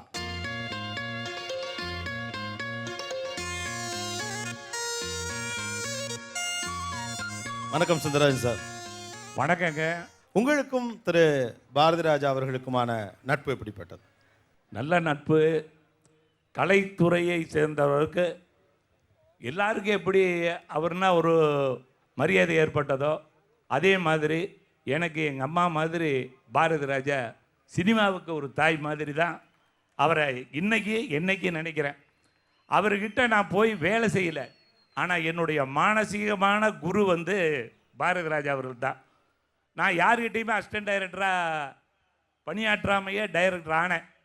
அதுக்கு காரணம் என்னுடைய நண்பர் பாக்யராஜ் நானும் 1ஆவதுலேருந்து ஒன்றா படித்தவங்க. அது அவர் சொல்ல, இப்போ நான் சொல்கிறேன். 1ஆவதுலேருந்து எத்தனாவது வரைக்கும் ஒன்றா படிச்சிங்க? இல்லை, மொத்தம் 3ஆவது தான் படித்தது. அதில் 1ஆவதுலேருந்து 2ஆவது வரைக்கும் நான் படித்தது. 3 years of long education. ஆமாம், அதுவே பெரிய விஷயம் இல்லையா? எனக்கு சினிமாவில் வாடா போடான்னு கூப்பிட்ற ஒரே ஒரு ஃப்ரெண்டு பாக்யராஜ். நானும் அவனும் ஒன்றா தான் இந்த சினிமாவுக்கு வந்தோம். 1974 அவள் ஒரு தொடர்கதை படம் பார்த்துட்டு இனிமேல் நம்ம 2 பேரும் டைரக்டர் ஆகாமல் ஊர் திரும்பக்கூடாதுன்னு வீட்டில இருந்து 27,000 ரூபாய் திருடிட்டு ஓடி வந்தவங்க. அருமையான தகவலாக இருக்காரு. 10 வச்சுட்டிய பரட்டை. ஆமாம், எனக்கு கல்யாணமாகி முதல் என் ஒய்ஃபை கூப்பிட்டு அவர் வீட்டுக்கு போகிறேன். ஃபஸ்ட்டு நான் சினிமாவில் சாப்பிட்றது அவங்க வீட்டுக்கு தான் போகிறேன். நானும் ஒய்ஃபும் போய் சாப்பிட்றதுக்காக உட்கார்ந்தது. அவர் கறி சோறெல்லாம் பண்ணி கொண்டு வந்து போடும்போது பாரதி ராஜா தடுத்து நிறுத்திட்டார். இந்த மாதிரி முதல் கல்யாணமாகி வந்தவங்க கறி சோறு போடக்கூடாது, வெஜிடேரியன் தான் போடணுன்றாரு. எனக்கு அதை பற்றியெல்லாம் கவலையில் கறியும் சோறு போட்டால் தான் சாப்பிடுவேன்னு சாப்பிட்டு வெளியே வந்தேன். அவங்க வீட்டில் சாப்பிட்டதுலேயே நான் டைரக்டர் ஆகிட்டேன். இளவரசு அவர்கள் ஒரு இந்த மாதிரி ஒரு கேமராமேனுக்குள்ளே இப்படி குறும்பும் இமோஷனலும் எல்லா உணர்வுகளையும் வெளிப்படுத்தக்கூடிய ஒரு நடிகன் இருக்கான்னு எப்படி கண்டுபிடிச்சார் பாரதி ராஜா? இல்லை கோபி, அங்கே எங்கள் யூனிட்டில் வந்து ஒரு 40 பேர் வேலை செய்கிறவங்க. பெரும்பாலும் ட்ராலி தள்ளுறதை வந்து ரொம்ப விரும்பி செய்கிற வேலையாக இருக்கும். என்ன ஆஹா, எனக்கு திட்டி வாங்கி ரொம்ப பழகிடுச்சு. கொண்டாங்கிற வார்த்தையை டைரக்டர் சொல்லு கொண்டா இது மாதிரி மண்டையில் பயங்கரமாக ஏறி போன அந்த குரல். அதனால் டைரக்டர் திட்டினாலும் இது பண்ணாலும் எனக்கு ரோசம் இருக்காது அவர்கிட்ட. ரொம்ப பழகி போச்சு. ஏன்னா அந்த 14 வருஷம் எல்லாத்துக்கும் வனவாசம்னு சரித்திரம் சொல்லுது. எனக்கு வசந்த காலமே அவர் கூட வாழ்ந்தது தான். Thank you, thanks lot. Bharathi Raja அவர்கள் ஒரு படம் எடுக்க போகிறார் அப்படின்னா அந்த படம் பற்றி நிறைய ஒப்பீனியன்ஸ் இருக்கும். இந்த படத்தில் என்ன மாதிரி கதை இருக்கும், என்ன மாதிரி விஷயத்தை ஹேண்டில் பண்ணுவார். அப்படி சொல்லப்படக்கூடிய முக்கியமான விஷயத்தில் ஒன்று, இந்த படத்தில் யாரை அவர் கதாநாயகியாக அறிமுகப்படுத்துவார் அப்படின்னு ஒரு பெரிய எதிர்பார்ப்பு இருக்கும். ஆரம்ப காலத்திலிருந்தே கதாநாயகிகளுக்கு கனமான பாத்திரம், அர்த்தமுள்ள பாத்திரங்களை படைத்தது பாரதி ராஜா அவர்கள் என்பதை பெருமையோடு இந்த நிகழ்வில் நாம் சொல்லிக்கொள்ளலாம்.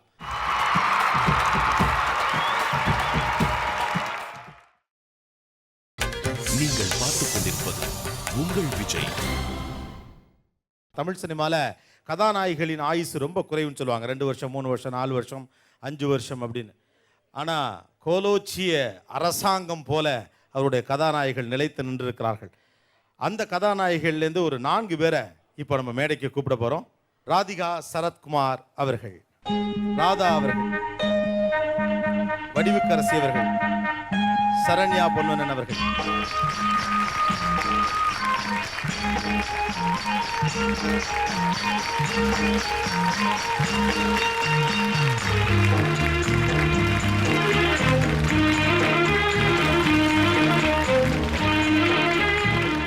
ராதிகா மேடம், உங்கள்ட்ட கேள்வி கேட்கறதுக்கு முன்னால் எனக்கு அந்த சிரிப்பு மட்டும் ஒரு தடவை. நான் எப்போ சிரிச்சுக்கிட்டு தான் இருப்பேன். இல்லை, அந்த ஒரு மாதிரி அது ஒரு சிரிப்பு இருக்கும். அது டைரக்டர் வந்தால் தான் நான் சிரிப்பேன். டைரக்டர் சார் ப்ளீஸ் வராரு பாருங்க, அதான் அந்த ஸ்போர்ட்டிவ்னஸ். வாங்க வாங்க வாங்க வாங்க. சார் அது கேட்டோன்னே நான் கலகலகலன்னு சிரிப்பேன். எப்படியோ அந்த சிரிப்பு வேணும். இப்போ நான் செலக்ட் பண்ணது அந்த சிரிப்புக்காக மட்டும்தான். உண்மையா இல்லையா? கரெக்ட். இக்கின்னு சொல்லி என்னை ஏமாத்திட்டேன். அந்த ஏமாத்து கதைக்கு நான் வரேன் சார். நான் வரேன். நான் வரேன். நான் சொல்கிறேன். நிறைய இருக்குது சொல்கிறதுக்கு. என்னப்பா, முதல்ல நான் எல்லாருக்கும் வணக்கம் சொல்கிறேன். என் இனிய தமிழ் டைரக்டருக்கு வணக்கம். என் இனிய தமிழ் மகளே. ஃபோனில் பேசும்போது 2 அப்படி தான் பேசுவேன். ஃபோன் எடுத்தோன்னே என் இனிய தமிழ் டைரக்டர் தான் ஃபோன் எடுத்து என் இனிய தமிழ் மகளேன்னு. இதான் உண்மையிலே ரொம்ப சந்தோஷம், பெருமை. It is too late actually. இதெல்லாம் பாரதி ராஜா சருக்கு எப்போ பண்ணியிருக்கணும், அதுவும் ஆர்டிஸ்ட் நாங்கள் பண்ணியிருக்கணும். விஜய் டிவி நீங்கள் பண்ணிட்டீங்க. எப்படி அவர் உங்களை இந்த படத்தில் கதாநாயகியாக போய் சூஸ் பண்ணுன்னு? சார் ரொம்ப ஆக்சிடென்ட் சார். அவர் நீங்கள் வந்தோன்னு சொன்னார்ல, அவர் வந்து அந்த சினிமா வந்து கிராமத்துக்கு எடுத்துகிட்டு வந்த மாதிரி நான் எங்கேயோ இருந்தேன். என்னை வந்து அப்படியே கண்ணு கட்டி கூட்டிகிட்டு வந்து நடிக்க வச்சிட்டாரு. நான் யாருன்னு தெரியாது, நான் எம்ஆர் ராதா பொண்ணுன்னு தெரியாது, ஒன்றுமே தெரியாது. இந்த அதை சொன்ன மாதிரி இந்த சிரிப்பை பார்த்து நடிக்க வச்சார். இப்போ இந்த பின்னாடி நீங்கள் ஒரு ஏவி ஓட்ட போகும்போது அவர் ஸ்ரீதேவிக்கு நடிப்பு சொல்லி கொடுக்குறாரு பாருங்க. அவ்வளோ அழகாக இருந்தார். அப்போ என் வீட்டு வாசலில் நான் தண்ணி ஊற்றிட்டு இருந்தேன் செடிக்கு. இவர் வந்து அப்படி நிற்கிறாரு. அப்போ அந்த ஏரியாவில் பெசன் நகரில் ஒரு பெரிய கொலை நடந்தது. நான் வந்து அவரை பார்த்தோன்னே பயந்துட்டேன். என்னது ஒரு ஆள் இங்கே நிற்கிறாருன்னு. புஸ்னாரு. சரி எங்கள் அம்மாவை கூப்பிட்டு பேசுங்கண்ணா, நடிக்கிறியா அப்படின்னாரு. நான் உடனே இங்கிலீஷில் who will see my face அப்படின்னேன். அவருக்கு ஃபஸ்ட்டு அந்த இங்கிலீஷ் வார்த்தை கேட்டோடனே மூட் அவுட் ஆகிடுவார். பாக்கியராஜ் எல்லாம் கதை விட்டார். இவர் இங்கிலீஷில் பேசுகிற ராஜா நான் நம்ப மாட்டேன். ஓகே, இது நான் அப்புறம் பேசிக்கிறேன். பட் இருந்தால் கூட அவர் வந்து இங்கிலீஷில் டஸ் புசுன்னு சொன்னால் நான் பேசணுன்னா பாவடை தாவணி ஒன்று போட்டுட்டு வா. எனக்கு பாவடை தாவணின்னா என்னன்னு எனக்கு தெரியும். அப்போ நான் போட்டதே இல்லை. I was just come back from London. பார்த்து ஒரு வழியாக அந்த படத்தில் என்னை நடிக்க வச்சுட்டாரு. அதுதான் நான் ஃபர்ஸ்ட் ஆக்சிடென்டல் ஹீரோயின் அவருக்கு. ஆனால் என் லைஃபே மாற்றிட்டாரு. பட் உண்மையிலே he is the person who is everything to me. சொல்லிடுறேன். ஃபஸ்ட் இன்னும் படம் ஸ்டார்ட் பண்ணி அது ஒரு பெரிய கதை. ஒரு ஹீரோயின் ஃபிக்ஸ் பண்ணி கேன்சல் ஆகி மேட்டுப்பாளையத்தில் பாக்யராஜ் இருந்து எவரி ஷூட்டிங் போயிட்டோம். பூசணிக்கான்னு சொன்னார் சார், அது சொல்லுங்க. என்ன பூசணிக்கான்னு நான் சொல்கிறேன். நான் அதெல்லாம் கொஞ்சம் சொல்லியிருப்பேன். எல்லாம் போய் மேட்டுப்பாளையத்தில் ஹோல் யூனிட் இஸ் வெயிட்டிங். நான் என்ன பண்ணேன், பாக்யராஜ் இரு, நான் போய் ஹீரோயின் பிடிச்சி வந்தேன். நம்ம அதெல்லாம் சொல்லக்கூடாது மேடையில். அவங்கள ஃபிக்ஸ் பண்ணேன். அது மாறி போச்சு. ஆந்திராவிலேருந்து வந்து ஃபிக்ஸ் பண்ண மாறி போச்சு. இன்னொரு ஆல்பம் வருது. ஆல்பத்தில் பரட்டிக்கிட்டே இருக்கேன். அவங்க சிஸ்டருக்கு கேட்க வர்றாங்க. அந்த அம்மா இந்த படம் யாருன்னு கேட்டேன். இந்த அம்மா படம் கொஞ்சம் பக்கத்தில் உட்காந்துட்டு இருக்கேன். இது யாருன்னு என்ன, அது சும்மா அந்த பெசன் நகரில் மர்டர் நடந்து போச்சு. அந்த வீட்டில் வந்து குடியிருக்கு. அந்த வீட்டில் குடியிருக்கிறது சிலோன் பொண்ணுன்னு.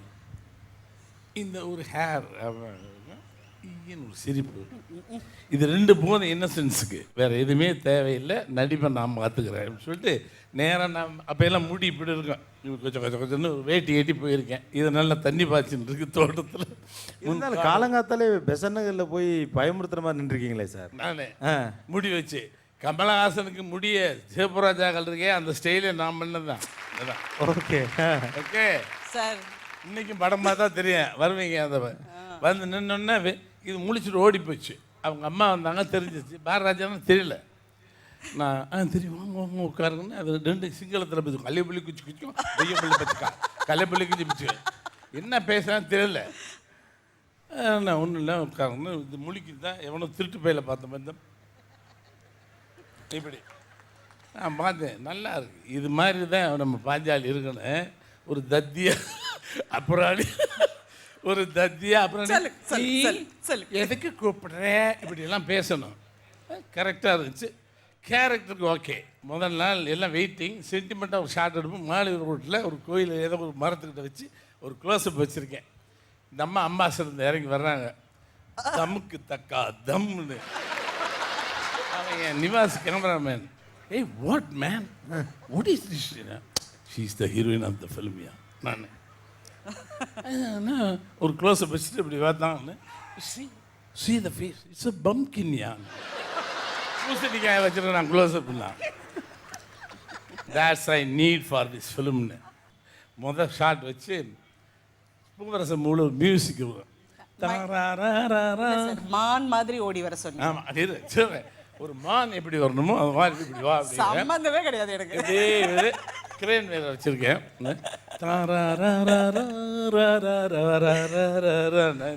ஒரு பூவை வேற கையில் கொடுத்துட்டேன். இந்த பாவாடை தாவணி பழக்கமே கிடையாது. இது பொத்தக்கு பொத்தக்குன்னு பப்பக்கு பப்பக்கு பப்பக்கு கேட். புலிஸ் தரது ஒரு டான்ஸர்.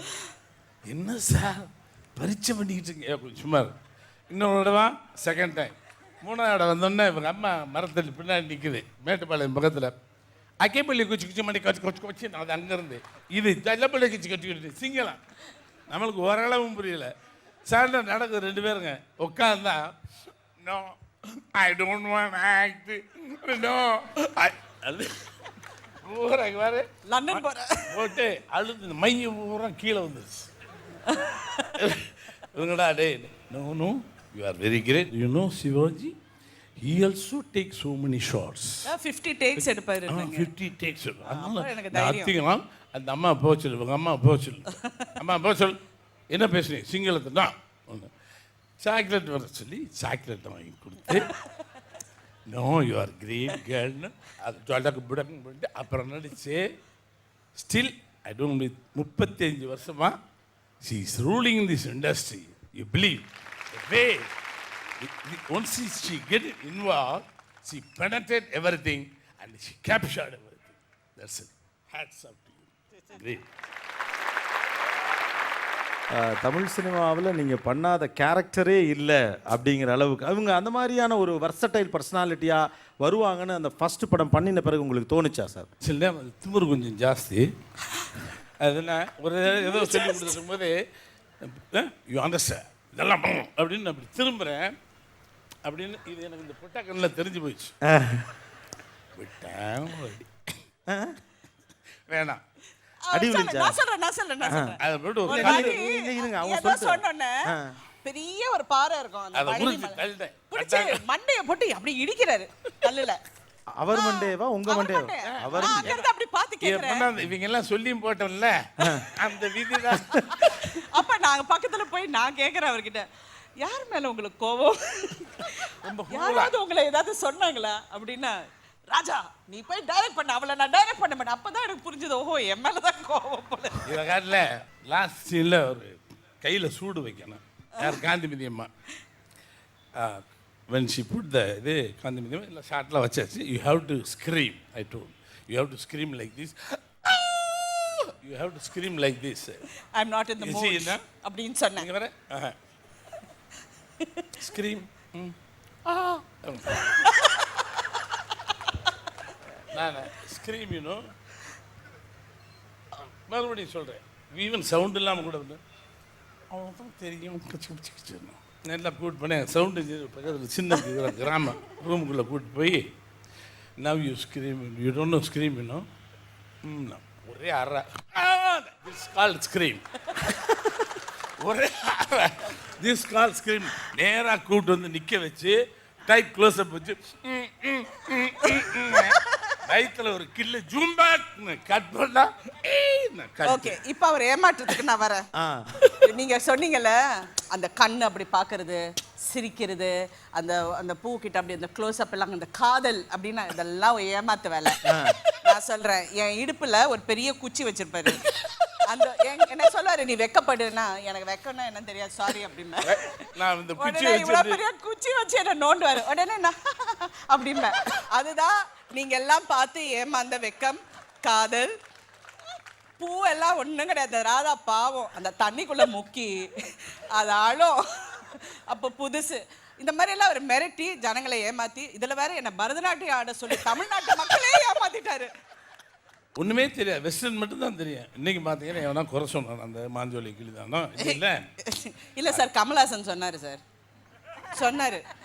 சொன்னார் நட்ராஜர் வந்து அந்த போஸ் கொடுத்தா பாதம் வந்து பூமியை பார்த்து தான் அந்த பாதம் இருக்கும். அம்மணி உன் பாதம் என் வானத்தை பார்த்து இருக்குன்னு என்னை கேட்டார் சார். அதில் நீங்கள் அதே ராதியா நீங்கள் பாருங்கள், கிழக்கு சீமையில் நீங்கள் பாருங்கள் பசும்பொன், இந்த ரெண்டுலையும் no one can compare with her. Thank you. உங்கள் அப்பா அவரே கிரெடிட் கொடுத்துட்டு போனார். எனக்கு படமே பார்த்ததில்லை, கிழக்கே போகிற படம் பார்த்துட்டு ஒரு கிரெடிட் சொன்னார். நல்ல பையனாக இருக்க நீ, நானும் உலக படங்கள் பார்ப்பேன், தமிழ் படம் நான் படித்ததே பார்க்கறதில்ல, ஆனால் யாருக்கு க்ளோஸ் அப் போடணும்னு தெளிவாக தெரிஞ்சு வச்சுருக்கேன், இங்கிலீஷ் வெள்ளைக்காரன் மாதிரி. நான் இதுதான் எனக்கு கொடுத்த அந்த ஆள் சர்டிஃபிகேட். உண்மையா இல்லையா? கண்டிப்பா.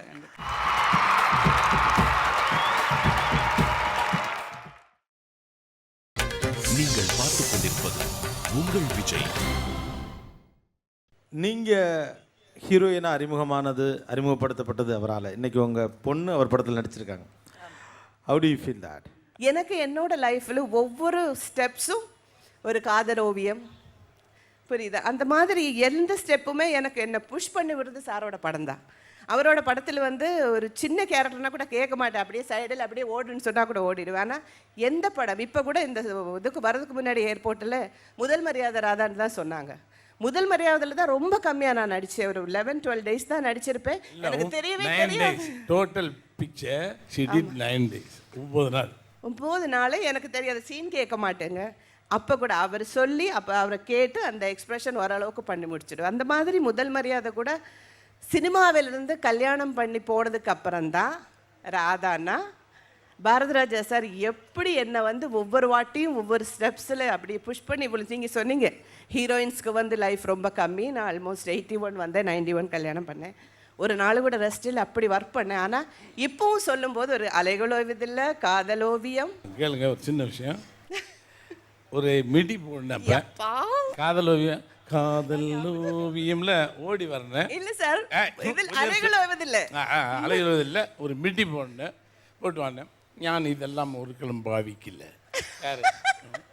என்ன ஒருக்களும் பாவிக்கல? அட்ரா டேய், என்ன கோவம் வந்துடுறேன், என்ன போடு ஞான் சத்தம் போட்டு வந்துட்டேன். இது என்ன உனக்கு இது போடுறதுல என்ன இருக்குது? என்ன பண்ண சொல்லிட்டு இப்படி போனேன். ஒரு சின்ன ஒயர் எங்கேயோ கீழே தடிக்க விழுந்துட்டேன். She claps. நான் திரும்பி பார்த்தேன்னே அவங்க டைரக்டாகவே எனக்கு தெரியல. இல்லைங்க, அலைகள் எழுதுறையில் பார்த்தீங்கன்னா நான் வில்லேஜ்லேருந்து வந்தவ தான். நான் பாவாடை தாவணி முதல் தடவையாக போட்டேன், ஸ்விம்மிங் ட்ரெஸ் போட்டேன். அதெல்லாம் எனக்கு ரொம்ப புதுசாக இருந்தது. ஸ்லீவ்லெஸ்ஸு எனக்கு பார்த்ததே இல்லை. நான் ஸ்லீவ்லெஸ் கொடுத்தாங்க. ஷார்ட் ஒன்றும் பெரியல, அந்த ஸ்லீவ்லெஸ் போடுறதுக்கு கொஞ்சம் வெக்கமாக இருந்துச்சு எனக்கு. அப்போ நான் சொன்னேன் இந்த ட்ரெஸ் வேண்டாம், நான் போட மாட்டேன்னா போட்டுட்டு வர சொல்லி என்னமோ அங்கே உட்காந்துக்கிட்டு பயங்கரமாக திட்டிகிட்டு இருந்தார். அப்புறம் என் டச்சப் கூட இருந்தாங்க. அவங்க சொன்னாங்க அந்த லேடிஸ் இன்னும் போட்டுடுமா, அவங்க அடிச்சிடுவாங்க, பாரதிராஜா சார் ஹீரோயின்ஸ் எல்லாம் அடிப்பாங்க அப்படின்னு சொன்னால் பயந்துட்டேன். ஸோ போட்டுட்டு வந்ததும் அவர் ஷார்ட் வைக்கிறதுக்காக ஸ்லிப் ஆகிடுச்சு. எனக்கு ஒரே குஷி, நான் உட்காந்து பயங்கர சிரிச்சுட்டு. ஒரு நாள் ஏவிஎம் ஸ்டுடியோக்குள்ளே போயிட்டுருக்கேன். முத்துராமன் சார் டைரக்ட் பண்ணிட்டு இருக்காரு. பாயம்புலின்னு நினைக்கிறேன். ஆமாம், ரஜினி சாரோட பாயம்புலி.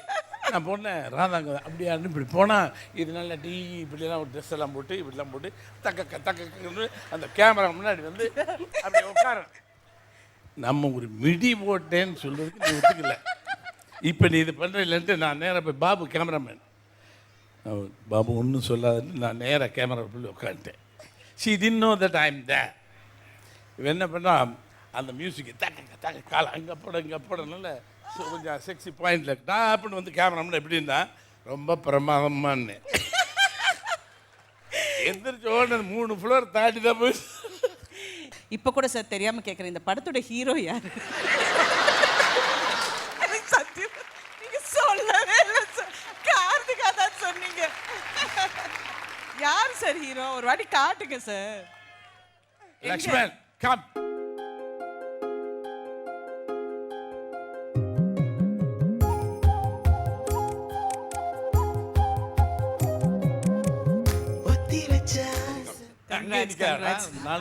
பரவாயில்ல சார், அங்க நிக்கட்டும். இப்போதைக்கு இதனால தான் பார்த்திபன் அப்படி சொல்றாரு.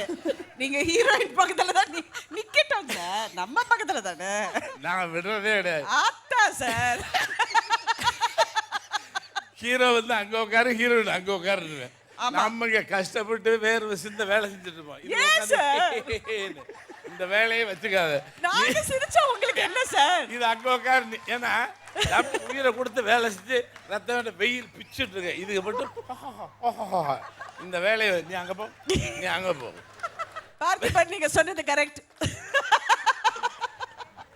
ஏன்னா இது என்ன சார், நாங்க பாட்டுக்கு சிரிக்கிறோம். ஆனா உண்மையிலே அவர் மதர் மேல இருக்கிற மரியாதை தான்.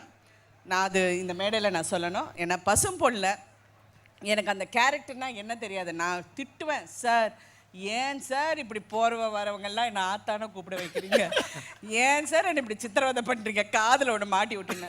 பட் உண்மையிலே நான் அவரை மட்டும் பார்ப்பேன். அவங்க மதரை நான் பார்த்துருக்கேன். அவங்க மதர் எப்படி பண்ணுவாங்களோ அது அப்படியே அவர் ஒரு வாட்டி காட்டினா என் மனசு இன்ன வரைக்கும் that picture is dedicated to his mother. அந்த அவருங்க மதர் மேலே அவ்வளோ ஒரு அன்பு. அவர் மடியில் படுத்துக்குவார். நான் பாசம் அப்படின்னு டைரக்டர் கிட்ட பார்த்தது ஏன்னா எல்லாருமே அவர் காதல் பற்றி சொல்கிறாங்க. He loves only himself, that is the truth. அவர் அவரை தான் விரும்புவார். He only loves himself. ஆனால் உண்மையான காதல் நான் பார்த்தது அவர் தாயார்கிட்ட தான். பாரதிராஜா சார், ஆக்சுவலாக இந்த உங்கள் அம்மாவை பற்றி நீங்கள் எல்லா படங்களையும் ஏதோ ஒரு வகையில் பதிவு பண்ணிகிட்டே இருக்கீங்க. அந்த முகத்தை காட்டீரியான்னு அவங்க அந்த படத்தில் ஒரு டயலாக் வைக்கிறப்போ எல்லாரும் உடச்சிட்டு அழுதுருவாங்க. உங்கள் அம்மாவுக்கும் உங்களுக்குமான உறவு எப்படிப்பட்டது? It's beautiful. cannot explain. ஐயோ, அது சொல்ல முடியாது சார். அது சொல்கிறத விட என் தாய் என் மீது அன்பு செலுத்தினால் நான் அவள் மீது அன்பு செலுத்தும் கொச்சை சார். என் உடம்பை நான் நேசிக்கிறது, என் உயிரை நான் நேசிக்கிறேன். அது உடம்பு உயிர் ரெண்டும் என் ஆத்தாவாக இருக்கிறாங்க. Fantastic sir. ஏன்னா அதான் நீங்கள் அந்த மண்ணுக்கு பெருமைன்னு சொல்கிறீங்களே, இந்த மதர் மேலே வச்சுருக்கிற அவங்க அந்த இது வந்து அதுக்கு ஈடே கிடையாது. ஏன்னா எல்லாருமே இந்த மேடையில் வந்து அவர் ஒரு பெரிய டைரக்டர் சொல்லுவாங்க, எல்லாமே சொல்லுவாங்க. பட் அந்த மதர் அப்படிங்கிறது நான் கண்ணார பார்த்துருக்கேன். இங்கே அவர் கூட இருந்தவங்க எல்லாரும் பார்த்துருப்பாங்க. என் தாயை பற்றி சொல்லும்போது ஒன்றை விட்டுட்டேன். எனக்கும் 2 தாய், இளையராஜாவுக்கும் 2 தாய். அவள் தாய் சின்னத்தாய், என் தாய் கருத்தம்மாள் அவன் தாய். இன்னும் ஒரு தீபாவளி நாளில் என் தாய் அவனை உட்கார வச்சு என்ன பண்ணிகிட்ருக்கேன்னு தலைக்கு எண்ணெய் போட்டு தீபாவளிக்கு சீக்காய் போட்டு தலைமொழிகி குளிப்பாட்டணும் இளையராஜாவை என் தாய். அந்த அம்மா சின்னத்தாய் ஆக்கி போட்ட சோறு பல வருடங்கள் கருமாயத்துக்கும் வேலை செஞ்சு ஆக்கி போடுவாங்க. நாங்கள் வேலை இல்லாத காலத்தில் அவன் ஒரு கேள்வி பேரில் கூட சொல்லிப்பான், எனக்கு 2 தாய்ன்னு தான் சொல்லுவான். அது பாரதி ராஜாவுக்கும் 2 தாய். நான் இவனோட சண்டை போட்டு சின்னப்பா அப்படின்னு போயிடுவேன். எனக்கு தெரியாமல் வீட்டுக்கு போய் எங்கள் அம்மா அப்பாவை பார்த்து பேசி அவங்களுக்கு புடவை சட்டை வேட்டி எடுத்துகிட்டு போவோம். அவங்ககிட்ட ஏன் வாங்கின நீ அப்படின்னுவேன். உனக்கு 1000 இருக்கு, ராசா ஏன் ராசான்னுவான் எங்கள் அம்மா. சினிமாவுக்கு போகிறதுக்கு முன்னாடி 120 ரூபா சம்பளம். Those days LDC scales 80, UTC scale 120. நான் 120 ரூபா சம்பளத்தில் இருக்கேன். ரிசைன்மெண்ட் வீட்டில் வந்து பெரிய போராட்டம் பண்ணுறேன், மெட்ராஸ் போகணும். என்ன கொம்பு சீவி விட்டாங்க எல்லோரும். என்ன அதுன்னு யாருமே அனுமதிக்கலை. ரூபாய் சம்பளத்தை விட்டு வந்துட்டான்னு எங்கள் அப்பாவோட கோபம் இருந்தது. என் மதர் மட்டும் யாருக்கும் தெரியாமல் ஒரு நல்ல மழை நாளில் ஒரு 320 ரூபா கந்து வெட்டிக்கு வாங்கி 4 பேண்ட் 4 சட்டை வச்சு ஒரு லாரியில் ஏற்றி ஜெய்ப்படாமனு அனுப்பிச்சா. அதுதான்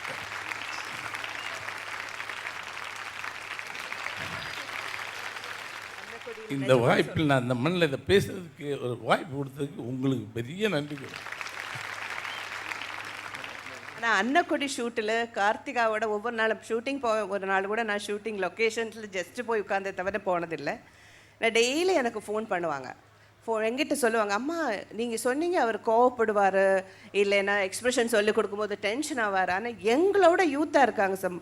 காலையில் வந்துச்சுன்னா 6 மணி வரைக்கும் அந்த பயங்கர சூடு தேனி அந்த டைமில் ஒருவேளை அவங்க நல்லா நடிக்கிறாங்களோ என்னமோ. கார்த்திகா ஒவ்வொரு நாளும் ஃபோன் பண்ணி அவ்வளோ எக்ஸ்பிளைன் பண்ணுவாங்க. அது நான் இவரை பற்றி தான் கேட்டுகிட்டே இருப்பேன், ஏன்னா அந்த எக்ஸ்பீரியன்ஸ் இருக்காது. ஸோ அதனால் கார்த்திகா நிச்சயமாகவே ரொம்ப கொடுத்து வச்சவர். வடிவுக்கரசி மேடம், நீங்கள் சினிமாவுக்கு வந்ததுங்கிறது டப்புன்னு நடந்த ஒரு விஷயம் அப்படின்னு சொல்லுவாங்க. உங்களை எப்படி தன்னுடைய படத்தில் அவர் அறிமுகப்படுத்தினார்? நான் வந்து அப்போ வந்து டிடியில் காம்பியராக இருந்தேன், கண்மணி பூங்கா காம்பியராக இருந்தேன். அதை பார்த்துட்டு எனக்கு வந்து கேஆர்ஜி சார் வந்து அவங்க பிள்ளைங்கள்லாம் கண்மணி பூங்கா பார்க்குறவங்க, அவங்கெல்லாம் சொல்லி தான் எனக்கு வந்து என்னை அப்ரோச் பண்ணாங்க. அப்போ வந்து இவரை வந்து ஆஃபீஸில் வந்து பார்க்க சொன்னாங்க. ஆஃபீஸில் வந்து பார்க்கும்போது நான் என் ஃப்ரெண்ட்ஸோடு வந்திருந்தேன். அங்கே வந்து ஒரு கிட்டத்தட்ட ஒரு 50 கேர்ள்ஸ் உட்காந்துருந்தாங்க. நான் அப்போ தான் கனிமராவில் ஒர்க் பண்ணிகிட்ருக்கேன். அங்கேருந்து நேராக வந்தோடனே இவர் டைரக்டர்லாம் எனக்கு தெரியாது. எல்லோரும் எந்திரிச்சு நின்று வணக்கம் வணக்கம்னாங்கன்னா நான் மட்டும் ஹாய் சார் அப்படின்னு சொன்னேன். ஏன்னா நான் கனிமராலேருந்து வந்ததுனால ஹாய் சார் அப்படின்னு. அதனால் செலக்ட் பண்ணாரா என்னன்னு எனக்கு தெரியாது. அதனால தான் எனக்கு சொன்னார். அதெல்லாம் ஒன்றும் இல்லை, ரொம்ப ஒல்லி குச்சியாக இருப்பாங்க. இப்போ பட் ஃபேஸில் மட்டும் ஒரு க்யூட்னஸ் இருக்கும். எப்பவுமே பிளாக்லேயே ஒரு பியூட்டி. அது ரொம்ப லட்சணம் ஏதோ தெரியுது. ஏன்னா ஒரு சின்ன சீன் தான். கமல்ஹாசன் உட்காந்துருப்பான், இன்டர்வியூக்கு 3 கேர்ள்ஸ் வருவாங்க. அதில் ஒரு கேர்ள்ஸ் கொஞ்சம் அரகண்ட்டாக பதில் சொல்லணும். அதில் the way she express the feeling ரொம்ப கமல்ஹாசனே வெளியே வந்து யார் தேனி. அவன் நான் எப்பவுமே கமலஹாசன் பரமக்குடின்னுவேன், அவன் என்ன தேனின்னுவான். இல்லை பரமக்குடி ஒரு புது பொண்ணு, கொஞ்ச நாளில் ஊரை வித்துரும்பாரு அப்படின்னு. சத்தியமாக அன்னைக்கு ஏன்னா பெர்ஃபார்மன்ஸ் பார்த்துட்டு அதுக்கப்புறம் நான் என்னை இன்னுயிர் தோழன்லையும் முதல் மரியாதையிலும் the way she did the performance, unimaginable, uncomparable and great. அது ரெண்டு தான் இன்னும் என் கண்ணுக்குள்ளே இருக்கும். வடிவுக்கரசி மேலே கடைசி வரைக்கும் மரியாதைன்னா அது ரெண்டு தான். அப்படியே வாழ்ந்தா. அவருடைய டைரக்ஷனில் நான் வந்து சிகப்ரோஜாக்களுக்கு அப்புறம் சிவாஜி சாரோட ஜோடியாக நடிக்கிறதுக்கு அவர்கிட்ட இருந்த அசிஸ்டன்ஸ் நிறைய ஆர்டிஸ்ட்டை ரெக்கமெண்ட் பண்ணியிருக்காங்க. இவங்களை போடலாம் அவங்கள போடலான்னு, ஏன்னா சிவாஜி சாருக்கு ஜோடியாக நடிக்கணுங்கிறக்க.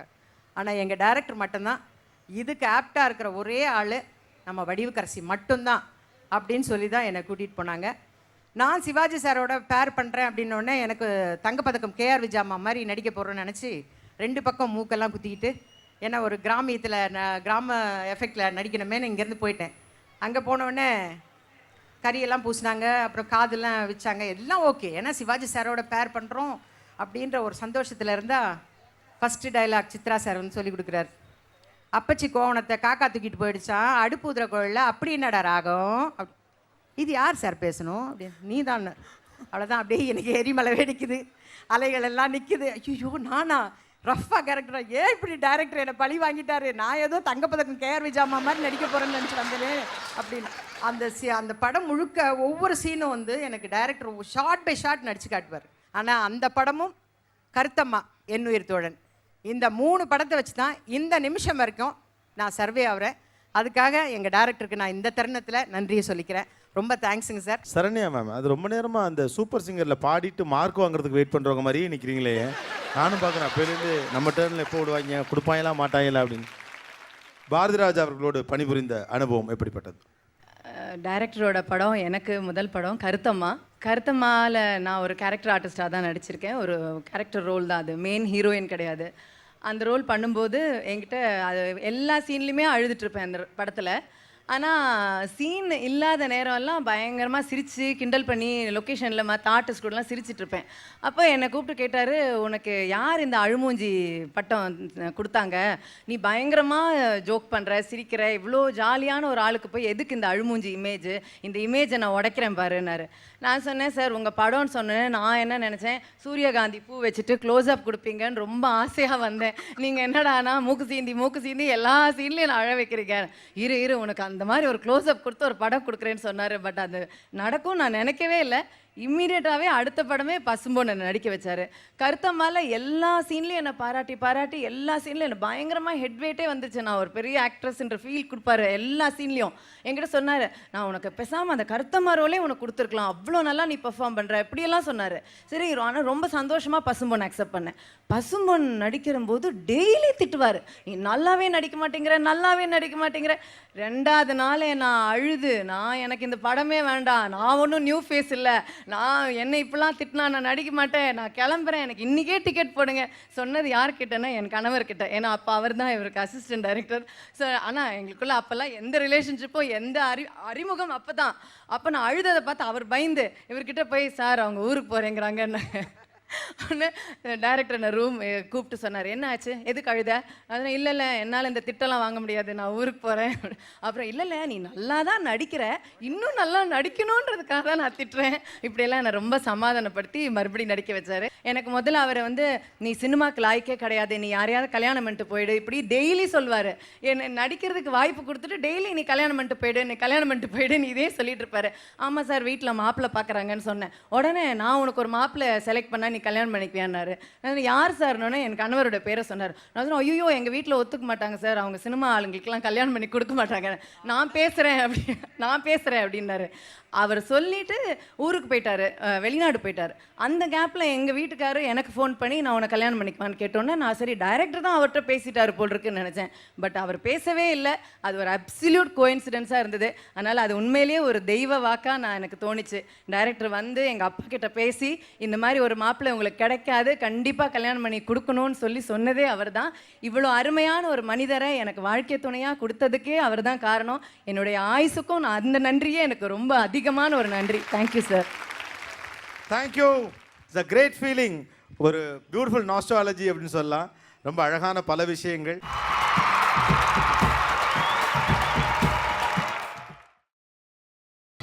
நீங்கள் பார்த்துக் கொண்டிருப்பது உங்கள் விஜய்.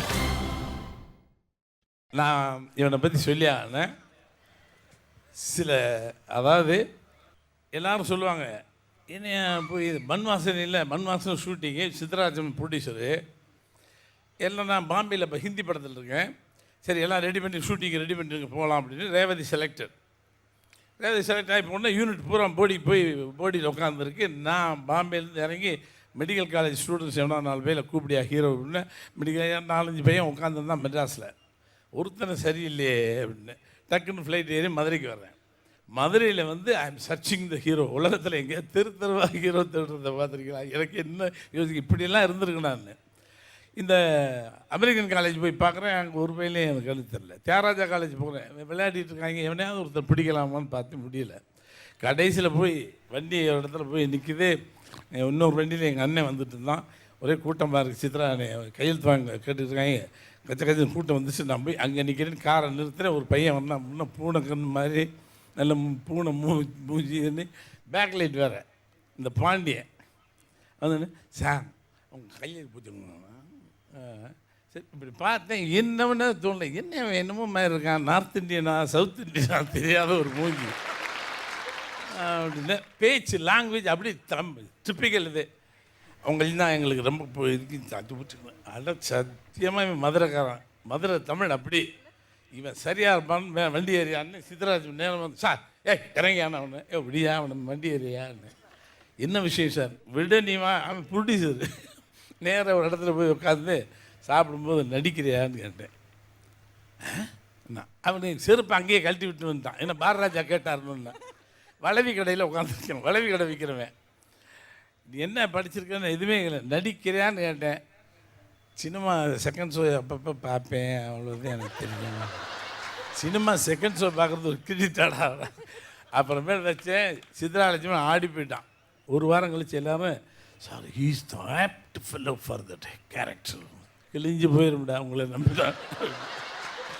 அதே மாதிரி நம்ம ஹீரோ இருக்காரு, கனவிலும் சினிமாவை நினைக்காத மிகப்பெரிய பாரம்பரியமுள்ள ஒரு குடும்பம். தேனியில் அவன் பெரிய மில்லியனர் வீட்டு பிள்ளை. Is a cricket player. அவங்க அப்பா மணி அண்ணன் என்னுடைய நெருங்கிய நண்பர். இவங்க தாத்தா தான் முதல் முறையாக நாடகத்துக்கு தலைமை தாங்கி முதல் முறையாக எனக்கு நன்கொடை கொடுத்தவர் அள்ளி நகரத்தில். இவங்க தாத்தா நிலக்கோட்டை ராமானுஜம்னு இன்றைக்கி இந்த டாக்டர்மா இருக்காங்க, அவங்க அப்பா. அவர் பேரனை. நான் கிரிக்கெட் பிளேயர். ஒரு நாள் போனேன், இந்த கதைக்கு என்ன பண்ணலான்னு கொஞ்சம் கருப்பாக கச்சப்பிச்சான்னு வேணும். இப்படி பார்த்தா சிரிக்காம வீட்டுக்கு போய், வா நீ நடிக அங்கிள் வாட் அங்கிள் ஜோக்குன்னா. ஜோக்கு கிடையாது, ஒன்றும் கிடையாதான்னு. அந்த பையன் அதுக்குள்ளே வராத வரைக்கும் சினிமா என்னன்னு தெரியாது. வந்துட்டான். வந்ததுக்கு பின்னாடி தன்னை முழுக்க அதில் ஆழ்த்திக்கிட்டான். அதான் பெரிய விஷயம். Great. Hats off to that boy. எல்லாரும் சொல்லுவாங்க பாரதி ராஜா சார் கள்ள கூட நடிக்க வைப்பார், அது இதுன்னுவாங்க. எனக்கு புரியல அது. இப்போ என்னை நடிக்க வச்சதுக்கு அப்புறம் தான் புரியுது. நன்றி. ஹீரோயினை கூப்பிடு. கூப்பிடுறேன். கம் இல்லை எவ்வளோ கம்பெனிங்க பாருங்க. அந்த ஊர்க்காரங்களுக்கே இதுதான் சார். கம்.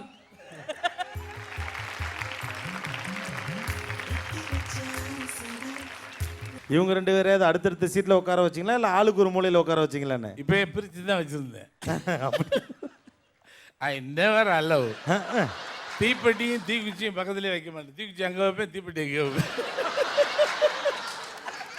கார்த்திகா பேசுறதுக்கு தான் கூப்பிட்டாங்க. நீங்கள் 2 பேருமா கான்வர்சேஷன் பண்ணிட்டு இருங்க, நான் கீழே. ஓகே, உங்களுக்குள்ள என்னென்ன பேசணும் பேசணும்.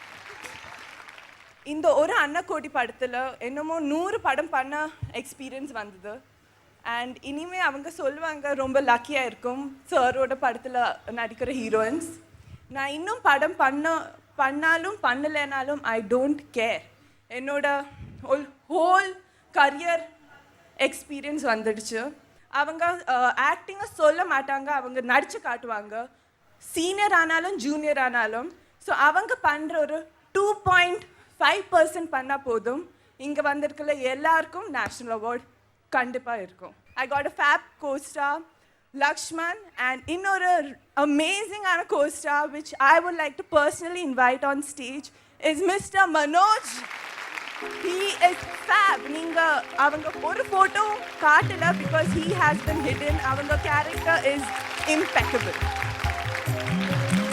இந்த அன்னக்கொடியும் கொடிவீரனில் நான் ஒரு வித்தியாசமான ஒரு கேரக்டர் பண்ணியிருக்கேன். அது நான் சொல்ல மாட்டேன், எங்கள் அப்பாவே இன்ட்ரடியூஸ் பண்ணி வைப்பார். கார்த்திகா பற்றி சொல்லணும்னா அன் அமேசிங் ஆக்டருங்க. இந்த சின்ன வயசில் எனக்கு தெரிஞ்சு அவங்க அம்மாவை மிஞ்சிட்டாங்க, அவ்வளவு expressions. So hats off to you. And என்னுடைய படி, மை பெஸ்ட் ஃப்ரெண்ட் லக்ஷ்மன். படத்தில் தான் நாங்கள் அடிக்கடி மோதிக்குவோம், ஆனால் நேரில் வந்து எனக்கு இன்னொரு தம்பி. முதல் படம் பண்ணுற மாதிரி, அதாவது ஒரு ஒரு ஒரு ஆட்டிடியூடே கிடையாது. கிட்டத்தட்ட ஒரு 7-8 படம் பண்ண மாதிரி ஒரு ஆட்டிடியூட். ரொம்ப அழகாக அருமையாக பெர்ஃபார்ம் பண்ணியிருக்காரு. தமிழ் சினிமாவுக்கு ஒரு புது கருப்பு அழகன். Wish you all the best. Thank you all. ஆக்சுவலாக இந்த நிகழ்ச்சிக்கு ஒருவர் வந்திருக்க வேண்டியது, சில காரணங்களால் சில வேலைகள் நிமித்தம் அவரால் வர முடியவில்லை. இருந்தாலும் உங்கள் முன்னால் இதோ வருகிறார் திரையில். பாரதி ராஜா என்ற பெயர் தமிழ் சினிமாவின் சரித்திர பாதையில் ஒரு முக்கியமான மைல்கல். அந்த மைல்கல்லின் நிழலில் இளைப்பாறியவன் நான். இன்று அதுபோல் சில இளம் நடிகர்கள் அந்த கல்லின் நிழலில் அமர்ந்து புகழ் பெறப் போகிறார்கள். அவர்களுக்கும் என் வாழ்த்துக்கள். நான் அங்கே வாழ்த்து சொல்ல வந்திருக்க வேண்டும். என் பட வேலைகள் என்னை வேறெங்கோ இழுத்துச் சென்று விட்டது. நண்பருக்கு, சக தொழிலாளி, சினிமா தொழிலாளி, கடும் உழைப்பாளி தேனிக்கு, நான் அவர் தேனின்னு தான் கூப்பிடுவேன், என்னை பரமக்குடிம்பார் அவர். Theni, all the best. வணக்கம்.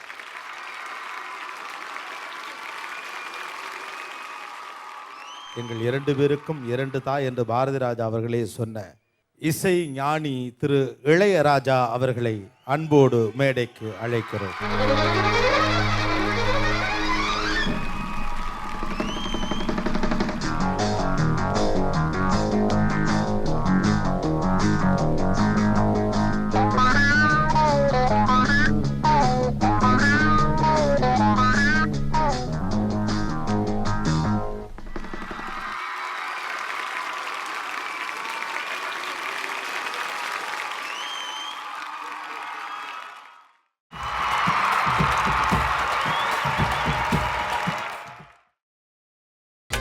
நீங்கள் பார்த்துக் கொண்டிருப்பது உங்கள் விஜய். அனைவருக்கும் வணக்கம். இந்த மதுரை மண் சிவபெருமானே பிட்டுக்காக வைகை கரையை அடைப்பதற்கு சுமந்த பெருமை மிக்க மண். எங்கள் காலடி படாத இடங்களே கிடையாது மதுரை நகரிலே. இவ்வளவு பேரும் அவர்கள் அனுபவித்த விஷயங்களை எல்லாம் இங்கே அழகாக சொன்னார்கள். இதெல்லாம் எனக்கு தெரியாது. நான் எங்கேயோ ரூம்லேயே உட்காந்துருக்கிறவன். ஆனால் இவர் படுற கஷ்டங்கள் எல்லாம் அவர் பண்ணுற அந்த படங்களில், அந்த ஃப்ரேமில் எனக்கு தெரியும். அதனால் அவரை அதிகமாக புரிந்து கொண்டவன் நான், என்னை அதிகமாக புரிந்து கொண்டவன் பாரதி ராஜா என்ற ஒரு உறவின் காரணமாக மட்டுமல்ல. 2 தாய் என்று சொன்னோமே, அது சத்தியமான வாக்கு. எங்கள் இருவருக்கும் ஒரு தாய் அல்ல, 2 தாய். என் அம்மாவும் அவருக்கு தாய் தான், அவருடைய அம்மாவும் எனக்கு தாய் தான். சின்னத்தாய் அம்மாளும் கருத்தம்மாளும் எங்களுக்கு தாய்.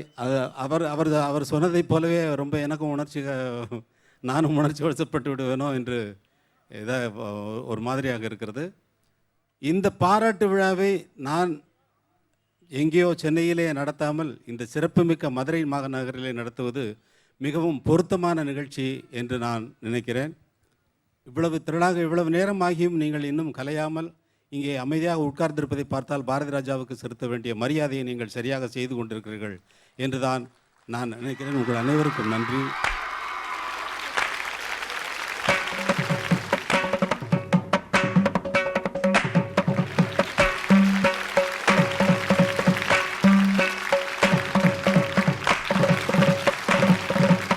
பொன்னாடை நான் போட்டிருக்கேனையா உனக்கு, ஏன்னா உனக்கு முதல் மரியாதை இது. நீ செய்யல, இன்னொரு மேடையை கொடுக்குறேன், அங்கே வந்து எனக்கு பொன்னாடை போய்க்கிறது.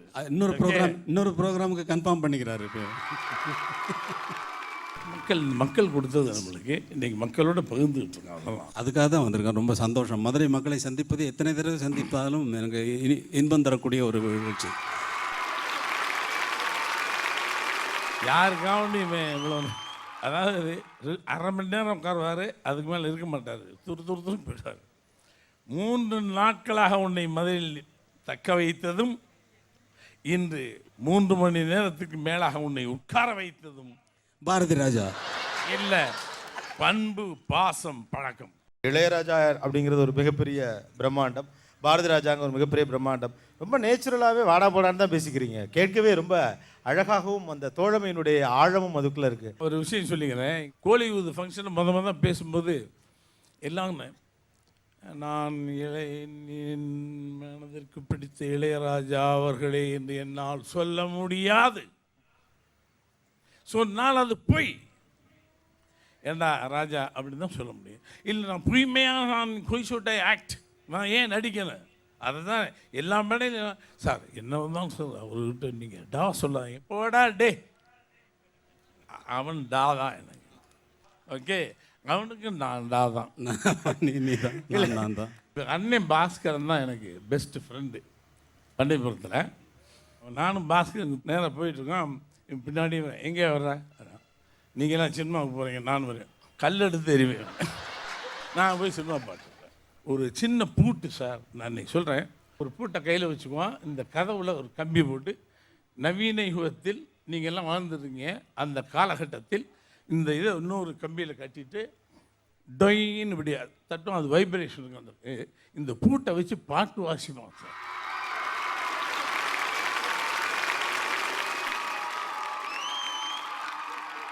சங்கீத ஞானம் யாரு? ஒரு போய் எங்கேயோ படித்தாரா பாவம்? இயற்கை கடவுள் கொடுத்த பிச்சை, இன்வால்மெண்ட்.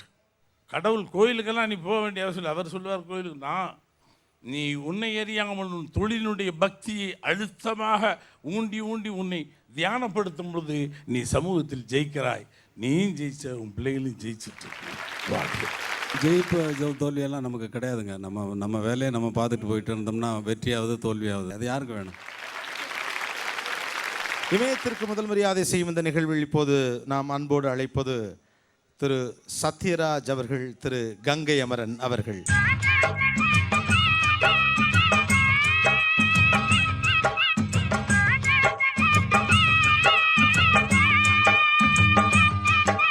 இளையராஜாங்கிற ஒரு இசைஞானி அப்படிங்கிற அந்த பிம்பம் இதெல்லாத்தையும் தாண்டிட்டு இளையராஜாங்கிற அந்த அண்ணன் எப்படிப்பட்ட கேரக்டர்? ஒரு வார்த்தையில் சொல்ல முடியாது. அண்ணன் ஒரு கோவில், அண்ணன் ஒரு தெய்வம். எட்டத்தில் நின்று கற்பூர ஆரத்தி காட்டுவதை தூரத்தில் நின்று பார்க்கக்கூடிய அந்த பாக்கியம் எனக்கு உண்டு. மியூசிக் தாண்டி அவரிடமிருந்து வாழ்க்கை முழுக்க இந்த விஷயத்தை நான் பின்பற்றணும் அப்படின்னா நீங்கள் எதை பின்பற்றணும்னு ஆசைப்படுவீங்க? அவரை பின்பற்ற முடியாது சார். அவரை பின்பற்றவே யாராலும் பின்பற்ற முடியாது. இசையிலும் சரி, எழுத்திலும் சரி, அவரது பாடலும் சரி, அவரது எண்ணங்களிலும் சரி, அவர் என்ன நினைக்கிறாரோ அதை யாரும் ஏன்னா அதே மியூசிஷியன்ஸ் தான் வாசிக்கிறாங்க. அவர் கொடுக்குற நோட்ஸில் எல்லா சவுண்ட்ஸும் வருது. நாங்களும் அதே மியூசிஷியன்ஸ் எல்லாம் வாசிக்கிறோம், வராது. அவரை பின்பற்றுவதுங்கிறது ரொம்ப கஷ்டமான ஒன்று. பாரதி ராஜா, கங்கை அமரன், இந்த ரிலேஷன்ஷிப் எப்படி? அதுவும் ஒரு பெரிய பாக்கியம். நிஜமாவே அண்ணன் இளையராஜா அவங்க ஒரு தொடர் எழுதிட்டு வந்தபோது சொன்னாங்க, கங்கை அமரனை அறிமுகப்படுத்தினது பாரதி ராஜா தான், அவருக்கு தான் அவன் நன்றியாக இருக்கணும் அப்படின்னு சொல்லி எழுதினார். உண்மையான ஒன்று. அவர் பாடினார், வெண்ணிலவின் காவலிலே கங்கை நதி ஓடும்னு அவர் நாடகத்துக்கு எழுதின பாட்டு. வெண்ணிலவின் காவலிலே கங்கை நதி ஓடும், கங்கை நதி ஓரத்திலே கண்ணன் மன்னம் வாடும் அப்படி எழுதி அதில் வந்து பாரத ராஜா அப்படி தென்னை ஓலையில் அப்படி நின்றுட்டு பின்னால் எல்லாம் அப்பெல்லாம் வந்து மாசிலா நிலவேனம் காதலை மகிழ்வோடு மாநிலம் கொண்டாடுதே அப்படி தான் பாடி பழக்கம். அப்போது நிஜமாவே நம்ம இதுக்கு புதிய பாடல்கள் உருவாக்கலாம் என்ற எண்ணம் அண்ணன் இளையராஜா அவங்களுக்கெல்லாம் வந்தது. அதுக்கு முக்கியமான காரணம் அண்ணன் பாரதி ராஜா அவர்கள். சும்மா எல்லா பாட்டுக்கும் ஒரு டம்மியாக வாய்ஸ் நான் எழுதுறது உண்டு. செந்திரு பூவே அப்படிங்கிற பாட்டுக்கு 3 டியூன் பாடப்பட்டது. ஒரு பாட்டு மன்னன் வருவார் மாலையிடுவான் இந்த மனதில் இன்பம் தருவான், இன்பம் தருவான். இன்னொரு பாட்டு வந்து செந்தாரே தரதாரே தரதாரே லாரே என்ற ஒரு பாட்டு. மூணாவது பாட்டு தான் தாரே ராரா லாரே ராரா என்று போட்டாங்க. அதுக்கு வந்து ஏதாவது எழுதி காட்டு அப்படின்னு சொன்னப்போ தான் செந்தூர பூவே செந்தூர பூவேன்னு எழுதினேன். அந்த மாதிரி பூ இல்லை, இருந்தாலும் பாட்டில் வந்துருச்சு. அந்த பாக்கியத்தை திரைப்படத்தில் அறிமுகம் கங்கைமரன் அப்படின்னு போட்டது 16 வயதில் முதலாளி உட்காந்துருக்குறாங்க.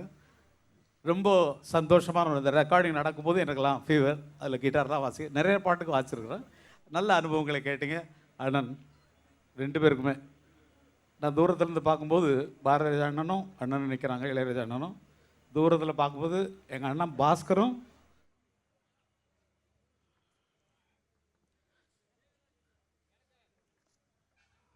எங்கள் அண்ணா பாஸ்கரும் எங்கள் அண்ணா இளையராஜாவும் நிற்கிற மாதிரி எனக்கு ரொம்ப மனசில் ஒரு பார்க்கும்போது எனக்கு பாரதிராஜா அவங்க தோற்றம் வரல, எங்கள் அண்ணன் பாஸ்கரும் அவங்க நிற்கிற மாதிரி தான் எனக்கு தோன்றியது. ஓகே, இப்போ கேளுக்கா. Very good, nice. Sathyaraj sir நாளுக்கு நாள் அப்படி வயசு குறைஞ்சிக்கிட்டே போகுது, லைஃப் ரிவர்ஸ்லேயே போகுது. உங்களுக்கு மட்டும் தூக்கி எரிஞ்சா அந்த துப்பட்டா போய் விழுகுது சார். துபாயில் எடுத்தா திருசா கரெக்டாக இருக்கீங்களே sir.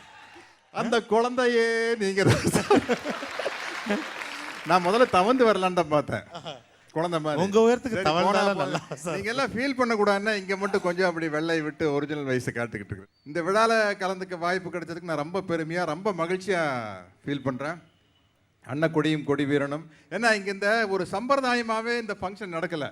Bharathiraja sir, Radhika madam, அவங்க பாக்யராஜ் சார், பார்த்திபன் சார்லாம் வந்து இது ஏதோ எல்லாம் ஒரு சேர் போட்டு உட்காந்துட்டு ஒரு டீ வச்சுட்டு ஒரு மிக்சர் எல்லாம் வச்சுட்டு ஜாலியாக பேசிட்டு ஏதோ பெரியவர்களே தாய்மார்களே நான் இங்கே வந்திருப்பது அப்படியே இல்லை. எனக்கெல்லாம் டைரக்டர் ராதிகா மேடம் எல்லாம் பேசல எனக்கு பக்குங்குது. ஐயோ என்னென்னமோ பேசிட்டு போகிறாங்களே அப்படிங்கிற மாதிரி அவ்வளோ ஜாலியாக இருந்தது. நான் 1977 தான் சினிமாவில் நடிக்கிறதுக்காக சென்னைக்கு வந்தேன். நான் சென்னைக்கு வந்து பார்த்த முதல் படம் மிட்லாண்ட் தியேட்டரில் 16 வயதிலே தான். 16 வயதிலே படம் பார்க்கல. அந்த இன்னும் எனக்கு பசுமையாக ஞாபகம் இருக்குது. அந்த முதல் வசனம், யார் வரவையோ எதிர்நோக்கி காத்திருக்கின்றன இந்த ஈரமான இளம் வெளிகள், கார்கால மேகமாக மாறிவிட்ட அந்த விழிமேடையில் ஏதோ ஒரு சோக காவியத்தின் சுவடுகள் தெரிகின்றனவா. நிகழ்காலம் சோகமாக இருந்தாலும் இறந்த காலம் இனிமையானது ஒரு ராக மாளிகை. அந்த ராகத்திற்கு சுருதி கூட்டிய உள்ளங்கள் ஜெய் சோளம் வேதைக்கையிலே. எப்படி சார் இளையராஜா சார் எப்படி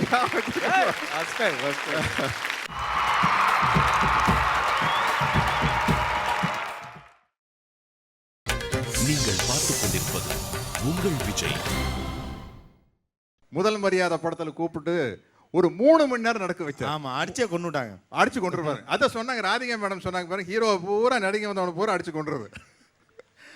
ஆனால் எனக்கு மிகப்பெரிய பேர் வாங்கி கொடுத்ததில் அவருடைய படங்கள் தான். அந்த முதல் மரியாதையில் ஒரு 3 hours தான் நடிச்சிருப்பேன். அவ்வளவு அந்த 3 மணி நேரம் எனக்கு கைதட்டல் இருந்துகிட்டே இருக்கும்.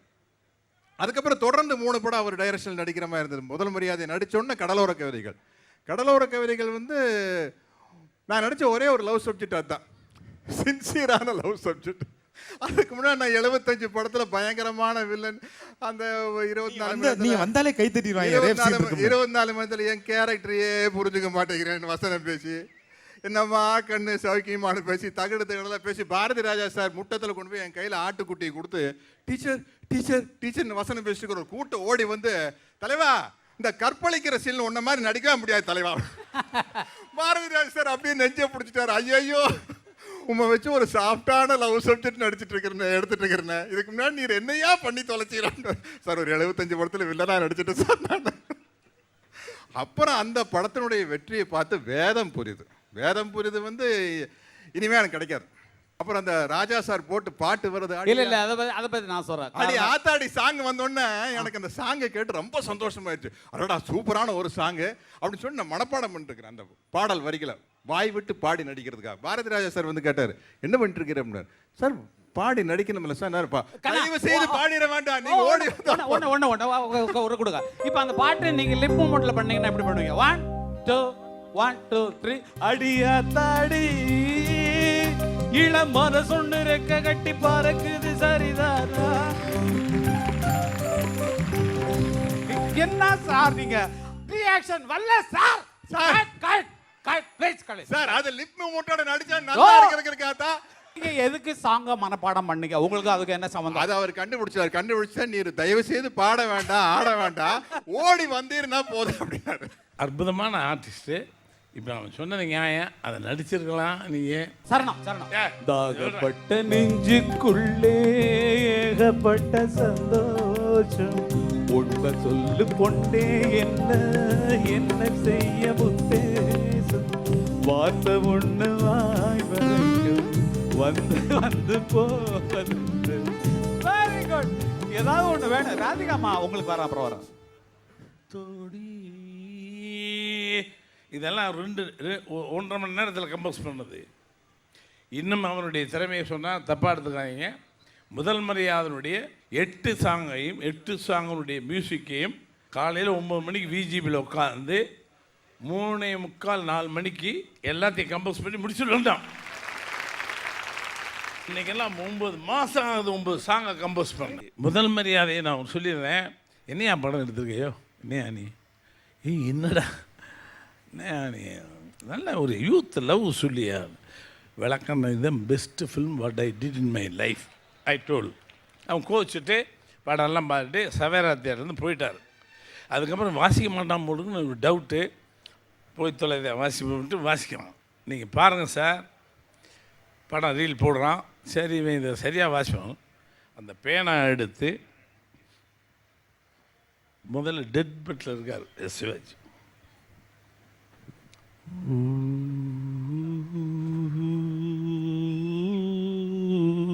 ஃப்ளூட் படம் பார்க்குறேன். அசிஸ்டன்ஸு சார் சீனும் தப்பாக பண்ணிட்டீங்க, அவரும் தப்பாக படா வழக்கணே இல்லை. யார் அவர் டெத்து பெட்டில் இருக்காராம், சென்டிமெண்ட்டாக தப்பான். இவரும் ஊன்னு வாசிக்கிறான். நின்று பாடுறான்னு. ஒரு ரீல் போச்சு, 2 ரீல் போச்சு, ஆல் ஆர்கெஸ்ட்ரா எழுந்திரிச்சு ஒட்டா ஃபிலிம்னா எவனை எழுந்திரிச்சு ஒன்றும் கூட போக மாட்டேங்கிறான் அடுத்த ரெக்கார்டிங்க்கு. இவன் நேரம் வந்து யோ என்ன ஏன் எல்லா பேரும் நல்லா ரசிக்கிறேன். ராஜா இது ஒரு கிழட்டு கதைன்னு சொல்கிற. 35 வயசுக்கு மேலே இருக்க எவனும் அவனும் பொண்டாட்டிட்டு இருந்துட்டு நொந்து வெந்து நூலாய் வரும்போது எங்கேயோ ஒரு சோட தண்ணி கிடச்சா ஐயோன்னு குடிக்கிறானோ இல்லையா உட்காந்தாது பார்ப்பான். அதாண்டா வாழ்க்கை. இல்லைடா எல்லாரும் ரசிக்கிறானே, நீ கிழமை காதல் ரசிக்கலை. இதாண்டா love. Without expect any thing. ஈச்சதை தொட்டாங்களா? தொடலை. அந்த ஜெயிலில் ஒரு வாரம் சொல்கிறார், இப்போயாவது சொல்லியா நான் உன் மனசில் இருக்கேனான்னு.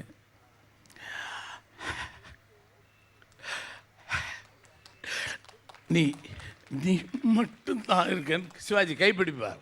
That is the picture. அவன் வாசிட்டான். கெட்டியாரங்க சொல்கிறேன் கேளுங்க. பிடிக்காமல் வாசிட்டான். வாசித்து முடிச்சுட்டு அவனுக்கு நான் எம்ஜிஆரை பார்க்க போயிட்டு திரும்பி வர்றேன். 9 மணிக்கு ஐயா கலைக்கு பிறப்பிட்டுருவார். இவர் அவனையும் சட்டம் பண்ண மாட்டான். அப்படின்னா இவர் வந்தாலே எல்லா பேரும் எழுந்திரிக்கணும், உட்காரணும், மிதிக்கணும், பயங்கரம். இவர் அன்னைக்கு போகலை. நான் போனேன். என்ன போகலையா? இருக்கானா?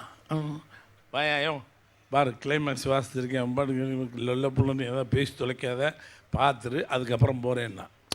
ஸோ என் மேலேயும் நீ எவ்வளோ வச்சுருந்துருக்க. படம் போட்டான்.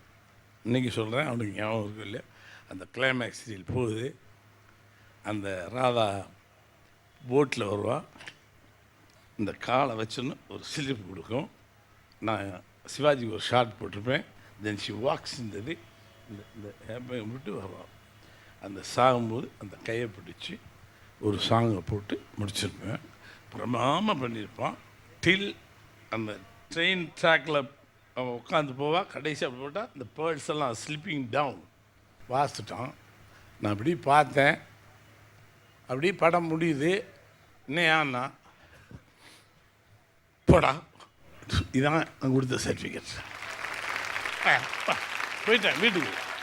இன்னும் கூட நான் சொல்லுவேன், இன்னொரு தூண் இங்கே இல்லை, நீ வளர்த்த தூண், நீ நீ எரெக்ட் பண்ண தூண்.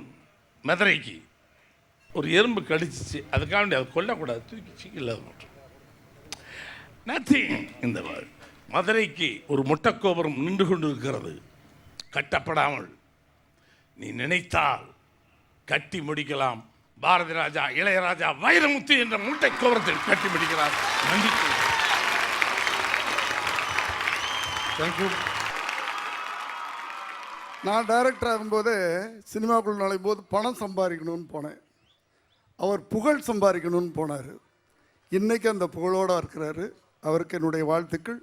இந்த படமும் அவருக்கு ஒரு பெரிய புகழை கொடுக்க வேண்டும் என்று எல்லாம் வல்ல இறைவனை வேண்டிக் கொள்கிறேன். நன்றி, வணக்கம். எல்லாரும் உலக சினிமாக்களை பார்த்துட்டு தமிழ் சினிமாவில் படம் எடுக்கலாமான்னு நினைக்கிற இந்த காலகட்டத்தில் இவர் இந்த மண்ணை பார்த்து விட்டு உலக சினிமா தரத்திற்கு படங்களை எடுத்தவர் என் பாரதி. இன்னைக்கு அன்னக்கொடியும் கொடிவீரனும் பார்த்தீங்கன்னா முதல் படம் 16 என்ன பாடுபட்டிருப்பாரோ, என்ன ஸ்ட்ரெயின் எடுத்திருப்பாரோ அந்த மனுஷன் அந்த நேரத்தில். அது அன்இமேஜினபிள்.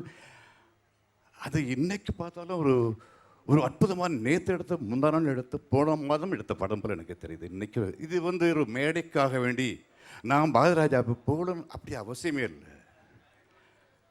நான் மட்டும் இல்லை, இங்கே எல்லாமே கடமைப்பட்டிருக்கோம். தமிழ் சினிமா கடமைப்பட்டிருக்கு இந்த ஒப்பற்ற மாமனிதனுக்கு. ஒரு போராடி இயக்குனர் தான் நான் எப்பவும் பார்ப்பேன் பாரதிராஜாவை.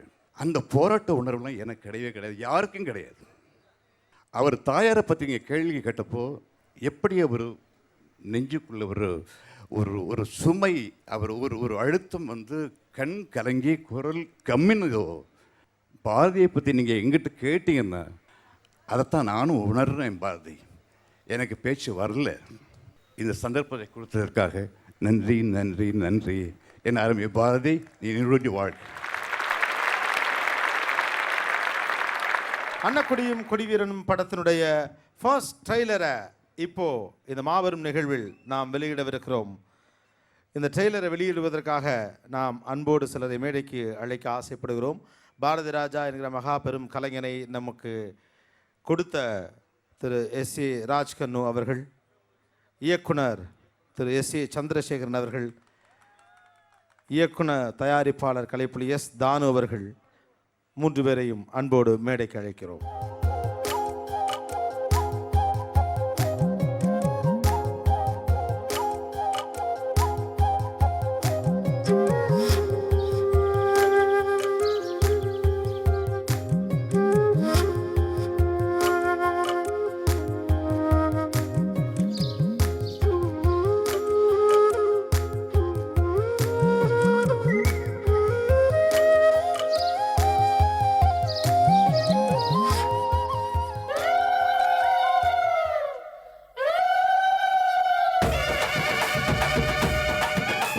கிராமங்கள் எனக்கு சலிப்பதே இல்லை.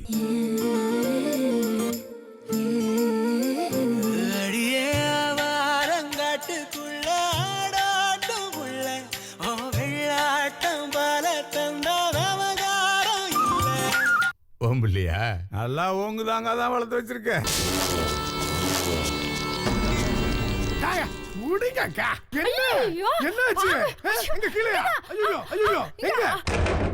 உன்னை இங்க விட்டு போயிட்டேன்.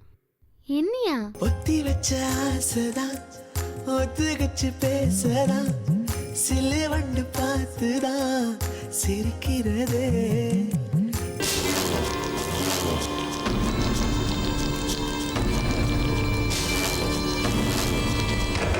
படிச்சு நீங்க செய்யற அக்கிரமத்தை தான் நாங்க படிக்காம செஞ்சுக்கிருக்கோம்.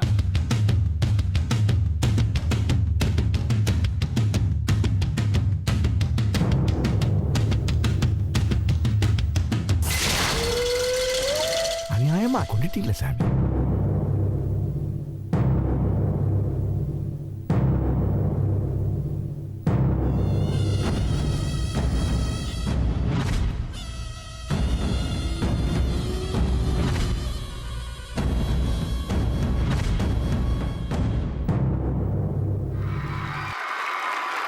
என் இனிய தமிழ் மக்களே, தென்றலின் கையை பிடித்து கொண்டு நந்தவனத்தில் நடந்து போன ஒரு சுகமுன்னு ஒன்று பேசியிருப்பேன் முதல் மரியாதையில். எனக்கு இந்த டிவி சேனல்னாலே ஒரு வித்தியாசமான ஒரு இது உண்டு. ஆனால் hats off to this Vijay TV. இதனுடைய பின்புலம் உங்களுக்கு தெரியாது. அவங்க நினச்சிருந்தாங்கன்னா இதை எடுத்திருக்கவே கூடாது.